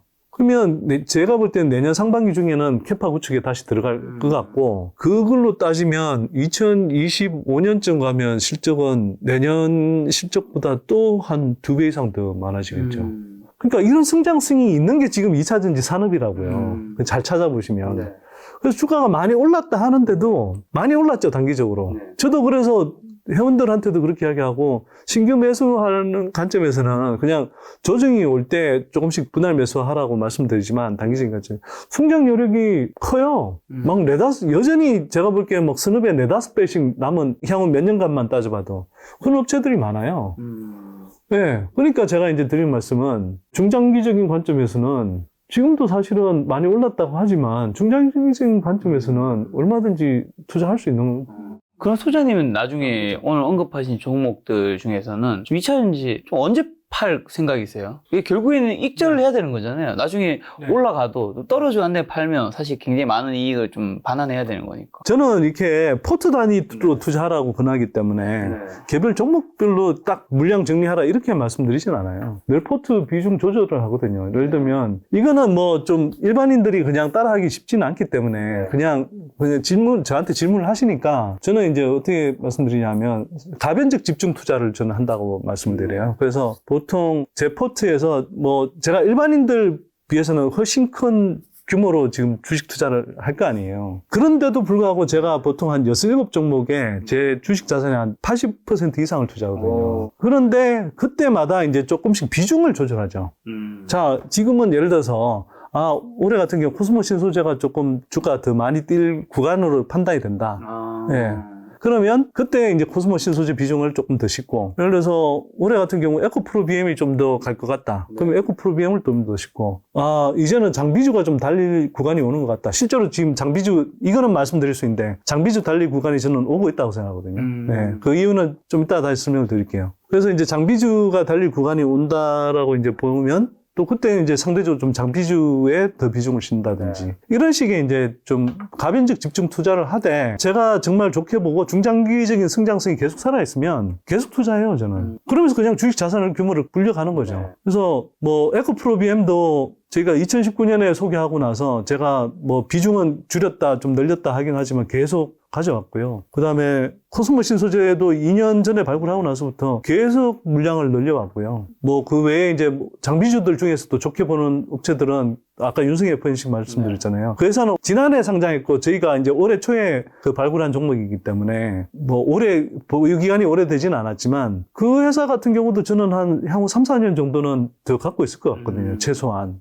뭐 그 이후에 이제 모니터 해보고 다시 판단하겠지만 그런 식으로 가는 거죠. TC스틸 아니 이게 몇 년 동안 계속 성장할 기업인데 기업 성장의 속도가요 그냥 한 해에 몇십 프로 성장한다는 게 아니에요. 그냥 한 3, 4년, 4, 5년 후를 보면 지금 매출의 한 뭐 10배 가까이 성장할 수 있다. 이렇게 보고 투자하는 거거든요. 그 다음에 뭐 예를 들면 양극 박이라고 했어요. 그러니까 배터리 안에는 그 양극, 음극이 있고 이제 그 양극에 이제 전하를 모으는 양극 집전체라는 게 있는데 그 양극 집전체의 재료를 쓰는 게 양극 박이에요. 이걸 만든 게 우리 집에서도 흔히 쓰는 알루미늄 호일 업체가 있거든요. 네. 그 업체들이 다 이걸 해요. 그러니까 사실 그전에는 얼마나 영세한 업체들이겠어요. 이런 업체들도 지금 한 몇 년 전에 작년에 비하면 주가가 다 10배 가까이 올랐거든요. 다는 아닌데 그중에 일부는. 근데 이 회사 중에 지금 LG엔솔하고 도요타 통상의 지분을 투자받은 회사가 있어요. 그럼 이 회사는 앞으로 이제 LG엔솔 쪽으로 엄청 들어가게 돼 있고, 심지어는 도요타의 뭐 배터리 합작사가 되든 아니면 도요타가 향후에 이제 진출하는 쪽에 또 들어갈 가능성이 높고, 지금 기존의 SK온 쪽은 거의 100% 공급하고 있고 이런 회사거든요. 거기에 대해서 매출 경로가 하나 더 있는데, 그 파우치 필름 만드는 율촌화학이 이제 LG엔솔의 파우치 필름이라는 걸 만들거든요. 그러니까 파우치 배터리의 이제 포장재라고 할 수 있죠. 그러니까 담는 파우치. 예, 그걸 만드는 회사에 알루미늄 파우치의 재료를 공급하는 거예요. 그러면 매출 경로가 또 두 개가 있는 거잖아요. 그래서 저는 되게 좋게 보는 회사거든요. 그 회사도 지금 주가 많이 올랐죠, 사실은. 근데 그 회사도 제가 볼 때는 한 3, 4년 후면 지금 매출이 한 10배 정도 오릅니다. 제가 이게 이런 이야기 하니까 되게 너무 과장 아니야? 이렇게 생각하실지 모르겠는데요. 지금 2차 전지 산업이 이렇다고요. 그러니까 아까 제일 처음에 왜 이렇게 주가가 올랐냐 이렇게 말씀드렸잖아요. 이 강한 승장성을 확인하면 사실은 만약 이 승장성을 정말 몇 년치를 진짜 다 당겨온다 그러면 여기서 또 몇 배가 더 날아가야죠, 사실은. 그렇죠. 왜냐하면 제가 이거는 소재는 공급할 수 있는 스플라이어들이 몇 개 안 되기 때문에 이 업체들이 기본적으로 상당한 구체적인 근거가 있게 지금 성장 추정이 가능하거든요. 그러면 이런 업체들 같은 경우는 예를 들어서 삼알미늄이라는 그 양극박 업체인데 그 업체 같은 경우는 제가 볼 때는 한 3, 4년 정도 지나면 이 업체도 제가 볼 때는 매출 규모가 최소 5배에서 잘하면 10배까지 늘어날 회사거든요. 그럼 이런 회사가 주가가 많이 오르긴 했는데 향후 3, 4년 동안 또 주가가 안 오르겠냐는 거죠. 그 말씀을 드리는 거예요. 그래서 단기적으로는 많이 올랐으니까 당연히 조정 올 수 있죠. 근데 한 3, 4년만 놓고 보더라도 투자하겠냐?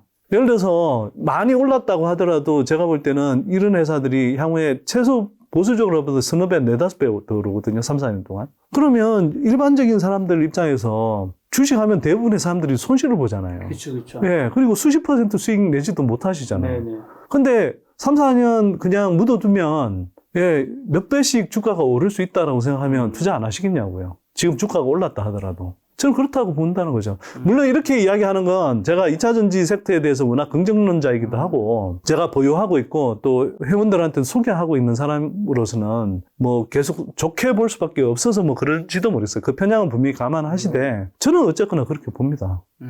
그러니까 종목만 잘 그러고 자기가 스터디 충분히 해서 중장기적인 관점에서 투자하신다? 지금도 투자할 수 있죠.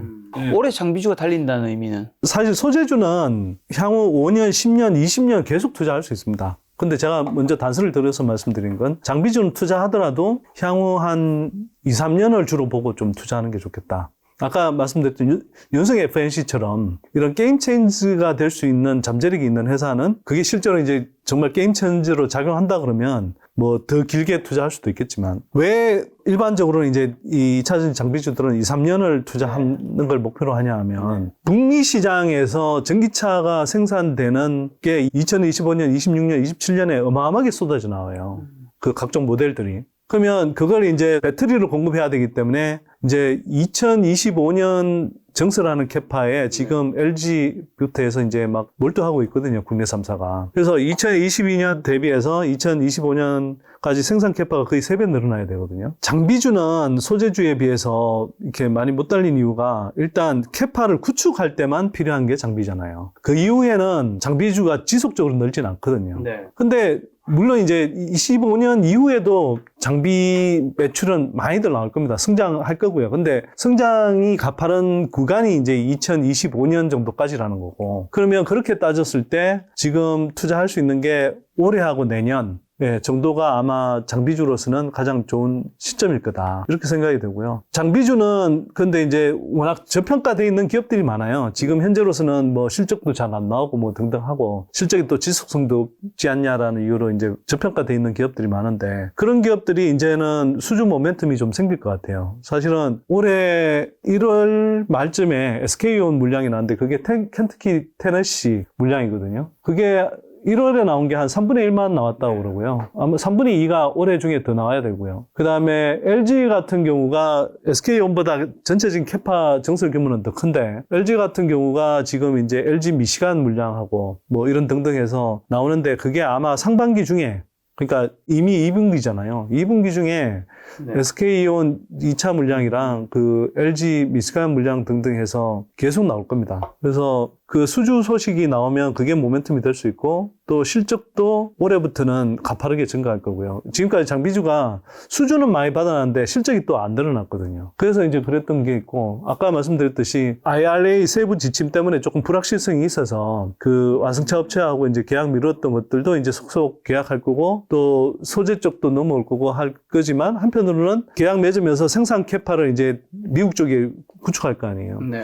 얼마 전에 LG엔솔이 이제 그 미국 애리조나 쪽에 그 생산 캐파 구축하겠다고 발표한 거는 사실 IRA 세부 지침 내용을 LG 쪽은 웬만큼 파악하고 원래는 중국 쪽에서 짓기로 한 걸 미국 쪽으로 돌린 거예요, 그 물량이. 네. 그만큼 이제 저 AMPC라고 첨단 제조 생산 세액 공제라는 걸 받을 수 있는 거거든요. 그러면 그런 식으로 이제 계속 뭐 생산 캐파 구축 발표가 또 나올 거란 말이에요. 그럼 장비가 계속 발주가 나오는 거예요. 네. 그래서 올해는 장비주들도 수주와 실적이 동시에 급증하는 구간으로 들어간다. 그런데 주가는 대체로 소재주들에 비해서는 안 올라 있는 종목들이 많기 때문에 내년까지 투자한다면 네. 장비주들도 주가 상승 여력이 큰 기업들이 많지 않을까. 예, 그렇게 말씀드리고요. 근데 가능하면 지금 유생 FNC가 전국 공정이라고 말씀드렸는데 PNT라는 전국 공정 장비이기도 하고 2차 전지 장비주 중에서는 그래도 이제 제일 큰 업체가 있거든요. 이 업체가 최근에 거의 못 가다가 어젠가 그젠가 전환상한 우선주 그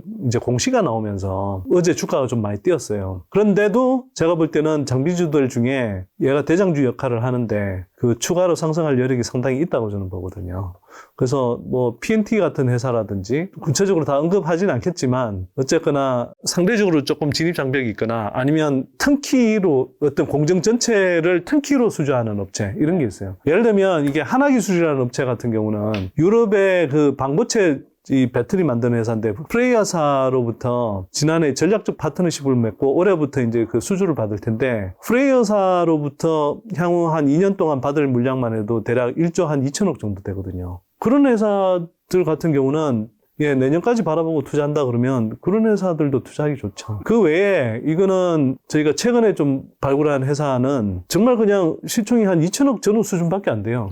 예, 그런데 이 회사가 원래는 반도체 쪽 회사예요. 예. 근데 이 회사가 이제 또 한편으로는 2차 전지 장비 시장으로 뛰어드는데 상당히 좀 기술력 있고 마진 폭이 큰 모양이더라고요. 그런 회사들이 사실 찾아보면 종종 있어요, 조금씩. 그래서 그런 회사들을 조금씩 뭐 투자하시면 좋겠다. 근데 큰 틀에서 제가 말씀드릴게요. 소재는 향후 10년, 20년 투자하셔도 된다. 왜냐하면 소재는 지속적으로 들어가기 때문에 우리가 이제 반도체 산업에서 이미 다 봤잖아요. 소재는 지속적으로 반도체 소재로 들어가는 거고 장비는 그 삼성이나 하이닉스의 그 어떤 캐파 증설 사이클에 따라서 들쭉날쭉 하잖아요. 이게 2차 전지 장비도 그럴 가능성이 높다는 거죠. 그래서 그런 거고 제가 이제 좀 권하고 싶은 건 향후 한 10년 정도는 여러분들 포트에서 2차 전지 섹터 비중을 최소 50-60%. 제 경우는 한 85% 정도 됩니다.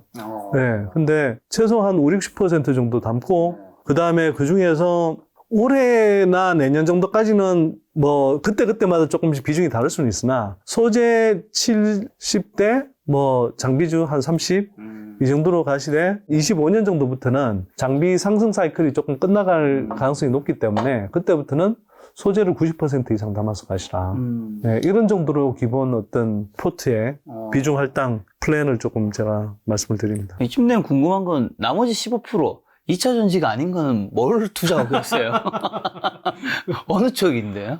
이거는 진짜 주가가 안 올라서 제가 그냥 여러분들한테 소개해드려도 좀 마음 편하게 할 수 있을 것 같아요. 어느 쪽인데요? 혹시 바이오인가요? 아니요, 바이오는 아니고요. 저는 바이오는 저도 예전에 좀 투자했었는데 이게 바이오는 아무리 해도 제가 잘 알고 투자할 수가 없더라고요. 네, 그래서 바이오는 이젠 투자 안 하고요. 저는 주로 이제 구조적 성장주를 투자하는데 구조적 성장주라는 건 그냥 뭐 최근에 나오는 챗GPT라든지 뭐 그 전에 메타버스라든지 이런 것처럼 제가 볼 때는 실체 없는 판타지 소설 그리는 테마주에 가까운 그런 종목들 아니고요. 또는 나중에는 실체가 생긴다 하더라도 현재로서는 그 실체가 생길지 아직 명확하지 않은 이런 네. 섹터는 저는 투자하지 않습니다. 그래서 챗GPT나 뭐 예를 들어서 메타버스 이런 것들 저 나왔을 때도 굉장히 많이 떠드는 걸 봤지만 도저히 투자할 수가 없더라고요.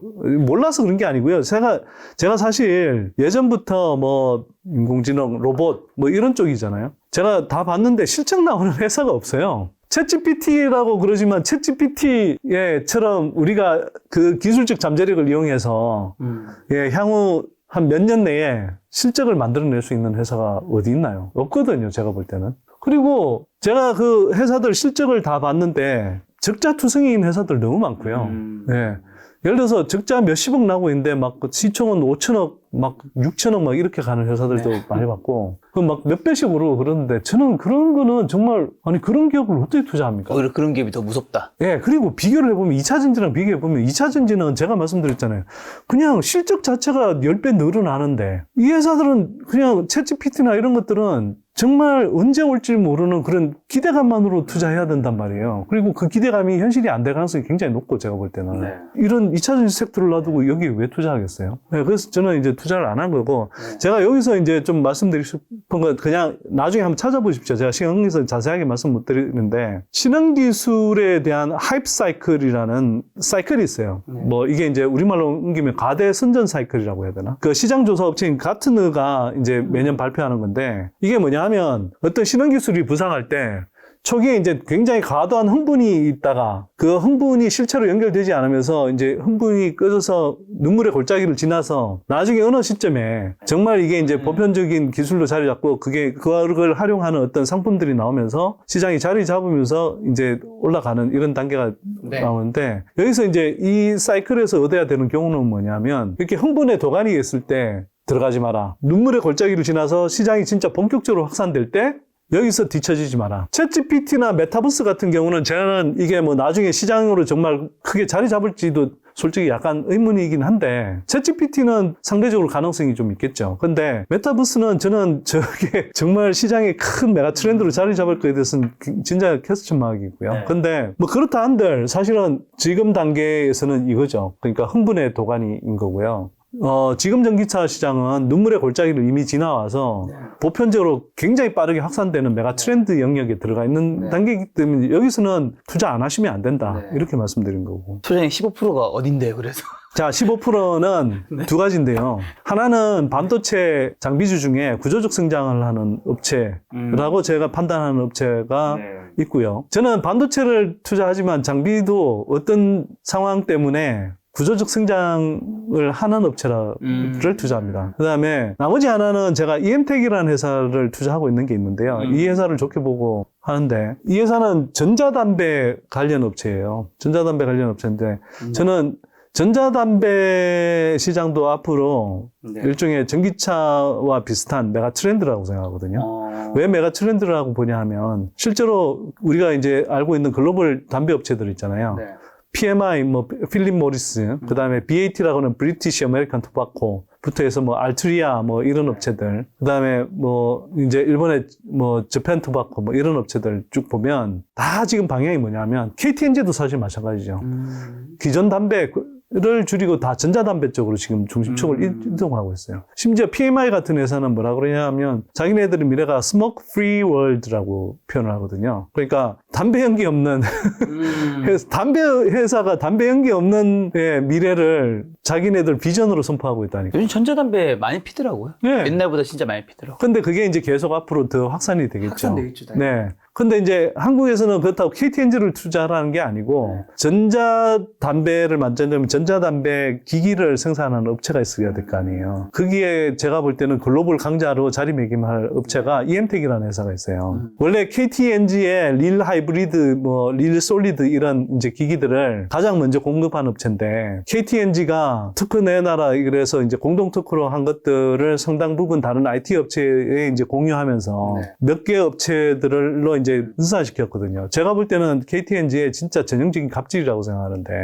그래서 이제 단기적으로는 이 회사가 주가가 실적 좋아지고 주가 잘 나가다가 KTNG하고 또 소송 붙고 이런 노이즈들이 생기면서 주가가 막 4만 몇천 원 갔다가 이게 한때 올 초 같은 경우는 2만 원까지 떨어졌어요. 지금은 좀 올라와서 오늘은 아까 보니까 한 29,000원 수준 되던데. 저는 이 회사가 근데 이 회사가 정말 그럼에도 불구하고 되게 좋아 보이는 게 뭐냐면 다른 업체들은 KTNG에 그냥 어찌 보면 단순 납품업체예요. 주문받아서. 그리고 시장 확정 여력이 없어요. 진짜 시장은 어디 있냐면 PMI, BAT, 알트리아 뭐 이런 업체들이거든요. 이런 업체들은 KTNG 매출에 그러니까 10배, 20배를 하거든요. 뭐 작은 거도 5배 이상을 하고. 이런 업체들이 전자담배 쪽으로 지금 뛰어들고 있단 말이에요. 그리고 EM택이라는 회사는 이제 뭐 KTNG 쪽으로는 못 들어가지만 BAT라든지 뭐 알트리아라든지 또는 임페리얼 브랜드 뭐 저펜 토바코 이런 회사들의 전자담배를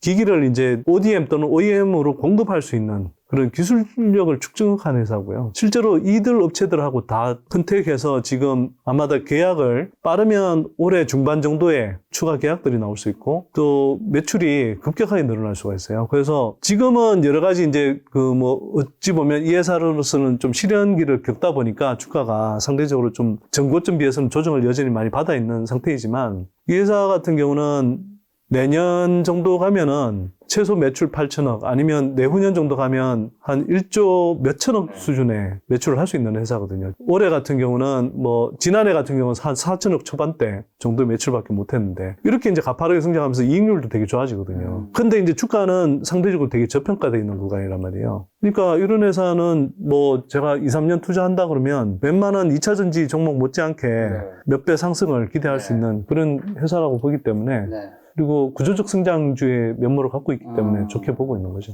2차 전지 여전히 뜨겁지만 주가가 너무 급격하게 오르다 보니까 우려 섞인 시선이 많아진 건 사실이잖아요. 네네네. 사실 가격이 그만큼 올랐으니까 아마 시선이 더 이제 우려가 많이 섞여 있을 텐데 2차 전지도 뭐 반도체 기업처럼 치킨 게임 할 수 있는 거 아니냐. 그냥 경쟁자의 진입, 공급가의 문제로부터 자유로울 수 없을 수 있다라는 의견도 있잖아요. 네네.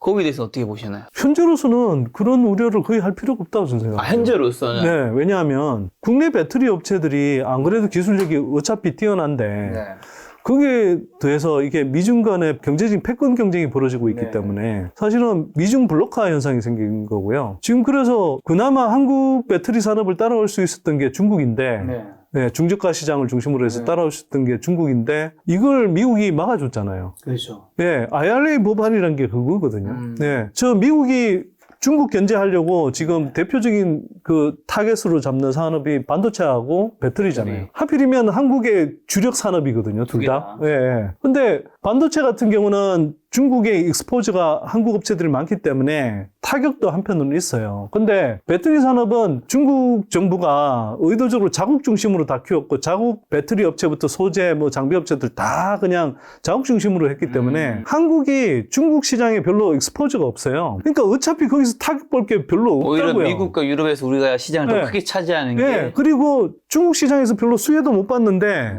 지금까지는 중국 시장이 제일 크게 성장했단 말이에요. 근데 앞으로는 이제 가장 큰 자동차 시장이고 배터리는 사실은 왜냐 자동차 시장이 커지는 것보다 더 빨리 성장하거든요. 왜냐하면 중국 같으면 소형차들이 많잖아요. 배터리 탑재 용량이 뭐 예를 들어서 뭐 50kW씩 뭐 60kW씩 이런데 뭐 미국 차들은 픽업 트럭 이런 것들 SUV 이런 것들은 기본적으로 70kW, 80kW, 뭐 90kW도 있고 뭐 허머 같은 건 100몇십 kW씩 이런 식으로 탑재한단 말이에요. 그런 시장이 지금 미국에서 열리는 거예요. 그게 이제 본격 성장하는 거고 미국 시장의 80% 이상을 아마 한국 업체들이 점유할 가능성이 높고 그러면 뭐 이게 저는 글쎄요 중국 업체하고 자꾸 경쟁한다 이렇게 이야기하는데 그거 정말 한국 배터리 산업을 의도적으로 폄하하기 위한 마타도어에 가깝다고 생각합니다. 중국산 배터리가 그럼 앞으로 네. 미국에서 다 배제되는 건가요? 예, 거의 확실히. 예. 자꾸 이제 뭐 예를 들어서 CATL이 포드하고 기술 협력에서 들어간다. 뭐 예, 테슬라하고 뭐 기술 협력에서 들어간다. 뭐 이렇게 이야기하는데 지금 당장 벌어지고 있는 게 뭐냐면 테슬라가 생산세액 공제를 못 받을 것 같으니까 중국산 배터리 써서 지금 이야기하는 게 LG 엔솔하고 삼성 SDI 쪽하고 지금 추가적으로 계약하겠다고 지금 하는 거 아니에요. 지금 그런 뉴스 보도가 이미 나오고 있거든요. 예, 이런 흐름을 보고도 왜 자꾸 중국이 어떤 식으로든 뭐 미국 시장에 들어간다 이렇게 이야기하는데 물론 어떤 방식으로든 일부 들어올 수는 있어요. 네. 근데 들어온다고 해봐야 굉장히 제한적으로 들어올 수밖에 없고요. 그 다음에 특히 어차피 그 고가 시장에서는 하이니켈을 주력으로 삼는 국내 배터리 업체들의 기술력을 못 따라옵니다. 근데 왜 자꾸 이게 중국 노이즈를 만들어가면서 이야기하는지 모르겠어요. 그리고 대표적인 지속적으로 반복되는 잘못된 언론 보도 중에 하나가 지금까지 커지는 시장은 중국 시장이잖아요. 앞으로 가장 커지는 시장은 미국 시장이란 말이에요. 현재도 CATL이 중국 시장까지 포함한 전체 배터리 공급량으로는 세계 1등으로 나오지만 중국 시장을 벗어나면요. LG엔솔이 1등이에요. 그리고 중국 시장을 포함해도 마찬가지인데 지금 중국 시장은 성장 속도가 둔화되잖아요. 그래서 YOY로 전년 동기 대비해서 성장률을 보면 CATL이 물론 1등으로 나오는데 CATL은 전년 동기 대비 성장률이 20몇 프로고 LG엔솔은 50%, 삼성 SDI도 50% 이렇게 나온단 말이에요. 물론 중국에서도 BID가 좀 약진하니까 성장률이 높게 나오긴 하지만 독보적인 1등 업체인 CATL은 20%밖에 안 나오는데 LG엔솔, 삼성 SDI는 50%씩 나온단 말이에요. 그리고 중국 시장 제외하면 LG엔솔하고 삼성 SDI 비중이 훨씬 커지고 SK온의 비중이 훨씬 커지고 지금도 미국 시장이 본격적으로 성장하기 전에도 이런데 미국 시장이 본격적으로 성장하면 앞으로 어떻게 되겠어요 이걸. 근데 계속 뭐 CATL이 1등이고 뭐 BID 약진하고 이런 식으로 보도를 한단 말이에요. 중국 배터리 업체가 한국 배터리 위협이 크게 되지 않는다라는 얘기인 건가요? 제가 볼 땐 그렇습니다. 그런데 자꾸 언론이 어쩐 일인지 그렇게 자꾸 보도를 하고 증권가 애널리스트들도 자꾸 그런 식으로 자꾸 프레임을 짜서 이야기를 하는데 그럼 자동차 회사들이 배터리 내재화 네. 막 하려고 이제 많이 뉴스 작년에 많이 나왔었잖아요. 그로 인해서 K 배터리가 좀 힘들어질 가능성은 없을까요? 근데 완성차 업체들은 내재화 한다고 그러는데 지금 내재화한 업체 보셨어요? 아니면 뭐 이제 하겠다는 거죠. 아니 그러니까 하겠다고 하는데 제대로 착착 진행되고 있는 소식이 들려온 데가 있어요. 테슬라가 제일 먼저 하겠다고 그러고 제일 많이 투자하고 있는데도 불구하고 테슬라가 지금 자체 뭐 4680 배터리 못 만들잖아요. 네, 원통형 배터리. 만들었다고 하는 게 제가 얼마 전에 국내 업계 배터리 업계에 있는 분한테 들었는데 그 업체분이 이제 테슬라가 만들었다는 원통형 배터리를 일종의 이제 리버스 엔지니어링을 해서 뜯어봤을 거 아니에요. 뜯어봤는데 품질이 너무 떨어져서 자기네들로서는 불량품 처리하는 수준이라고 하더라고요. 가장 빠르다는 테슬라가 그래요. 근데 테슬라가 지금 배터리 공급을 그래서 LG엔솔하고 삼성 SDI로부터 계속 받으려고 하잖아요. 이게 무슨 이야기겠어요? 쉽게 못 만든다니까요. 그게 저 배터리 아저씨가 나와서 많이 이야기하고 다니잖아요. 이게 그냥 연구실에서 기술적 수준에서 가능한 거랑 양산 단계에서 이게 어떤 셋업을 해서 장비, 설비 이런 걸 다 셋업해서 그게 적절한 수율 수준으로 끌어올리는 게 몇 년 안에 안 됩니다, 이게. 이게 왜 그러냐 하면, 이건 우리 장비업체 분한테 들은 이야기인데, LG엔솔도 삼성 SDI 같은 경우도 같은 장비를 써서 미국 가고 유럽 가면은 국내에서 장비 셋업하는 것보다 훨씬 더 시간이 걸리냐, 수율 끌어올리는데 시간이 걸리냐, 이렇게 물어봤거든요. 그러니까 국내 업체가 똑같은 장비 써서 미국이나 유럽 가서 셋업해서 수율, 공장 가동해서 수율 끌어올리는데도 시간이 국내보다 더 걸린단 말이에요. 왜요? 왜 그러냐 하면, 국내에서는 이제 장비업체들이 딱딱 하면서, 그 국내에 숙련된 장비업체 기술자들이 파견 가서 다 장비 셋업하고 할 거 아니에요. 하면은, 그 매뉴얼로 설명이 안 돼요. 예를 들어서 어떤 장비를 셋업하는데 이렇게 볼트를 조였을 때, 이게 기계가 이제 원활하게 작동하기 위해서, 예를 들어서 요걸 볼트를 한 10바퀴 정도 줘요. 이렇게 매뉴얼로 돼 있다 그러면, 실제로는 근데 이게 숙련된 기술자들은 딱딱 해보면서 이 정도 딱 조였을 때 좀 10바퀴를 돌려도 덜 조였으면 그 상황에 맞게끔 하나고 더 돌리고 또는 한 9바퀴를 돌렸어도 이게 이제 충분히 딱 됐네 이렇게 이제 일종의 감이라는 게 있는 거잖아요. 그 숙련된 감이 있는 거거든요. 그래서 우리 숙련된 그 장비업체 직원들이 가면 금방 해내는 그걸 미국에 있는 인력, 유럽에 있는 인력 그렇게 고용해도 안 되는 거예요. 매뉴얼이 있어도 좀 힘든 부분이. 비용도 훨씬 많이 들고. 그런데 그런 것들이 곳곳에서 이제 있잖아요. 그런 거 하나하나가 그 공장 가동률을 끌어올리고 수요를 잡는데 굉장히 지난한 과정이 필요합니다. 근데 그게 장비도 전기차 업체들이 장비도 자기네들이 직접 써본 적이 없죠. 또 그런 조립해본 인력도 없죠. 그리고 그렇게 해서 소재를 받아서, 소재단에도 마찬가지예요. 소재도 예를 들어서 자기네들한테 최적화된 그런 소재를 공급받아서 이렇게 배터리로 만들 때까지 그게 소재 배합을 뭐 구체적으로 어떻게 조금씩 달리 하느냐에 따라서 품질이 완전히 달라져 버리거든요. 이걸 그러니까 배터리 아저씨가 자꾸 그 이야기 하잖아요. 이게 경험 사업이라고. 이 경험이 오랫동안 축적되지 않으면 이게 안 되는 거예요. 이걸 그런데 너무 쉽게 생각한다고요. 우리 배터리 아저씨께서는 테슬라를 굉장히 이제 주가 위험하다고 하던데, 그러면 소장님은 테슬라 주가는 좀 어떻게 보시는데? 저는 지금 구간에서는 제가 아까 말씀드린 2015년에는 제가 테슬라 주목하라고 그랬다고 했잖아요. 지금 구간에서는 상대적으로 테슬라에 투자하느니 한국의 뭐 주요한 소재 업체 이런 데 투자하는 게 수익률이 더 낫겠죠. 왜냐하면 지금 이거는요, 제가 그냥 하는 이야기가 아니고 이게 미국의 각종 그 자동차 시장 그 리서치 데이터들을 보면 향후 2030년 정도 가면 테슬라가 여전히 전기차 판매량이 1등이긴 하지만 지금 미국 전기차 시장은 테슬라가 석권하고 있잖아요. 네. 근데 향후 한 2030년 정도까지 가면 테슬라에 이어서 포드, 뭐 GM, 스텔란티스 이런 업체들이 거의 뭐 크게 차이 나지 않는 수준까지 다 따라온단 말이에요. 그러면 테슬라가 여전히 전기차 시장을 많이 주도하고 많이 팔겠지만 절대적인 판매량은 늘겠지만 전기차 성장률로 보면 포드, GM 뭐 이런 회사들이 엄청나게 약진하는 거고, 그러면 시장에서 차지하는 파이는 자꾸 쪼그라들어요. 그러면 이게 테슬라 주가가 여전히 올라갈 수는 있겠지만 정말 지금까지 그래왔던 것처럼 가파르게 계속 올라와 줄 수 있을까? 저는 그렇게 생각하지 테슬라 않고요. 주가 지금 나쁘게 본다기보다 2차 이제 소재 쪽이 더 오를 가능성이 여러 개 너무 많다. 네. 그래서 테슬라가 뭐 안 오른다, 장기적으로 보면 안 오른다가 아니고요. 네. 오를 수는 있겠지만 굳이 국내의 배터리 산업이 이렇게 빠르게 성장하고 네. 지속적으로 성장할 텐데 그리고 뭐 어쨌거나 테슬라는 잘 모르잖아요. 그리고 개인 투자자 입장에서 보면 정권 수수료도 비싸고 뭐 나중에 저 수익 실현하면 세금도 내야 되고 미국 주식은. 한국은 아직은 뭐 그렇게 개인 투자자들 수준에서 세금도 안 크잖아요. 그렇죠. 네. 그러면 한국의 이런 배터리 산업에 대해서 투자하는 게 훨씬 낫지 않나요? 그러면 마지막으로 2차 전지 관련해서 혹시 해외 기업 중에 투자할 만한 회사는 없는 건가요? 있긴 한 건가요? 있다면 어디에? 제가 몇 군데 본 데는 있었는데 네. 제가 이제 기본적인 신조 자체가 투자해서 내가 명확하게 모르면 투자도 안 할 뿐만 아니라 소개도 하지 않는다는 게 제 원칙이거든요. 그래서 관심 갖고 본 적은 있는데 제가 정말 투자를 딱 권할 만큼 확실히 꿰차고 있다. 제가 꿰찬다라는 수준은 그냥 단순히 데이터 보고 아, 이 회사가 이렇게 변해간다 이런 수준을 말하는 게 아니에요. 저희 연구소가 지금 뭐 탐방도 여러 차례 하고 한 번 하고도 소개 안 하거든요. 보통 두세 번 정도 하고 나서 정말 괜찮다라고 판단되면 그때 소개하는 경우가 보통인데 그 정도 이해도가 없기 때문에 저는 언급하지 않습니다. 다른 건 몰라도 소장님이 말씀 주셔서 오늘 뭐 맞는 것도 있을 수 있고 틀린 것도 있을 수 있고 뭐 한데 확실한 거는 오늘 2시간 동안 오늘 뭐 사실 준비하신 대본도 없이 계속해서 말씀하시는 걸 보면서 아, 소장님께서 2차 전지 공부를 정말 열심히 하시긴 했구나. 정말 이쪽 분야에 대해서 웬만한 사람보다 많이 아시구나라는 생각을 좀 많이 들었습니다. 저는 그러니까 이제 뭐 워낙 실전적으로 많이 공부한 사람이고요. 그 다음에 워낙 현업에 제가 현업 종사자는 아니지만 탐방을 워낙 많이 가서 현업에 계신 분들 이야기를 너무 많이 들었고 현업의 기업을 탐방해보면 가슴이 두근두근 거려요.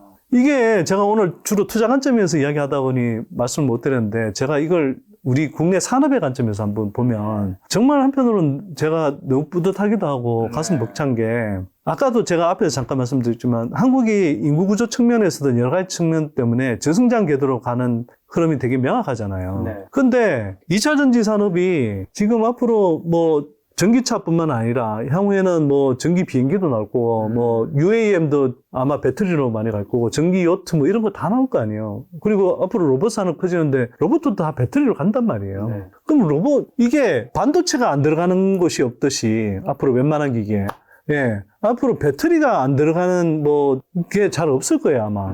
그러면 이게 활용처는 어마어마하고 사실 제가 뭐 10년 20년 이야기했는데 향후 몇십 년 계속 커질 산업일 거예요. 근데 이 산업이 한국에서 어마어마한 잠재력을 갖고 있다.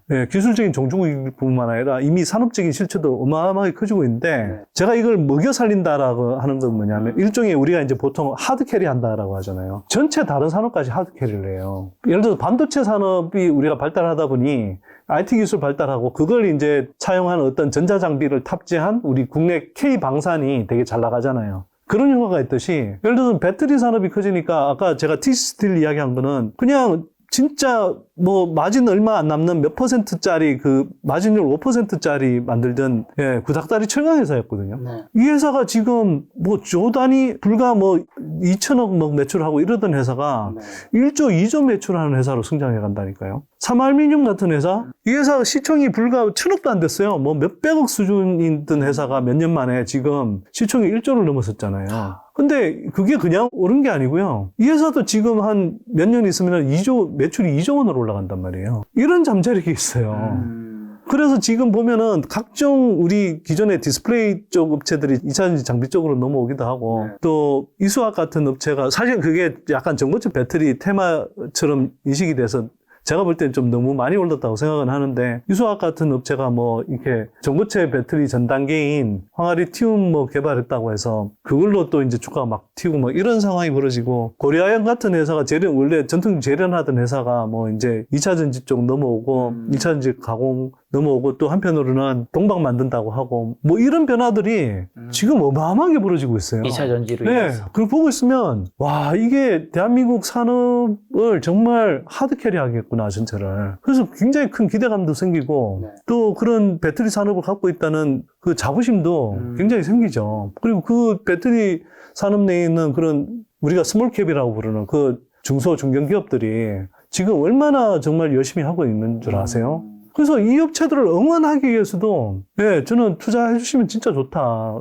예, 보세요. 2차 전지 섹터에 투자하면 왜 좋으냐. 제가 원래 문제의식을 가질 때 지구온난화 문제로 시작됐잖아요. 근데 지구온난화 문제는 이건 전 인류가 힘을 모아서 해결해야 될 문제인데, 지구온난화를 해결하기 위해서 에너지 전환이 필요하고, 에너지 전환 속에서 이제 이 교통 부문에서 전기차, 그 다음에 배터리가 나오는 것이고. 그러면 이 배터리 산업에 투자한다는 것은 한편으로는 그렇게 해서 한국 산업 기업들이 자금 조달이 원활해지고 그렇게 해서 그 회사들이 더 빨리 성장하면 지구온난화 문제 해결에 기여하는 게 되는 거고 그러면서도 그 급속히 성장하는 산업 속에 여러분들이 올라타서 그 과실을 나눠서 여러분들이 경제적인 측면에서는 적어도 노후 걱정이 없는 단계 한 10년, 20년 투자하고 나면 보통 한 10배씩 정도는 아마 수익이 나 있을 가능성이 높기 때문에 여기에 왜 투자를 안 하냐는 거죠. 그래서 거꾸로 또 한편으로는 이런 투자를 못하게 하는 어떤 각종 이상한 노이즈들 저는 굉장히 우려하는 거고요. 그래서 오늘 제가 여기 말씀드리고 싶은 내용도 어떤 단기적으로 어떤 종목 골라서 뭐 어떻게 투자하라 이런 차원이 아니고 기본적으로 2차전지 산업이라는 것은 정말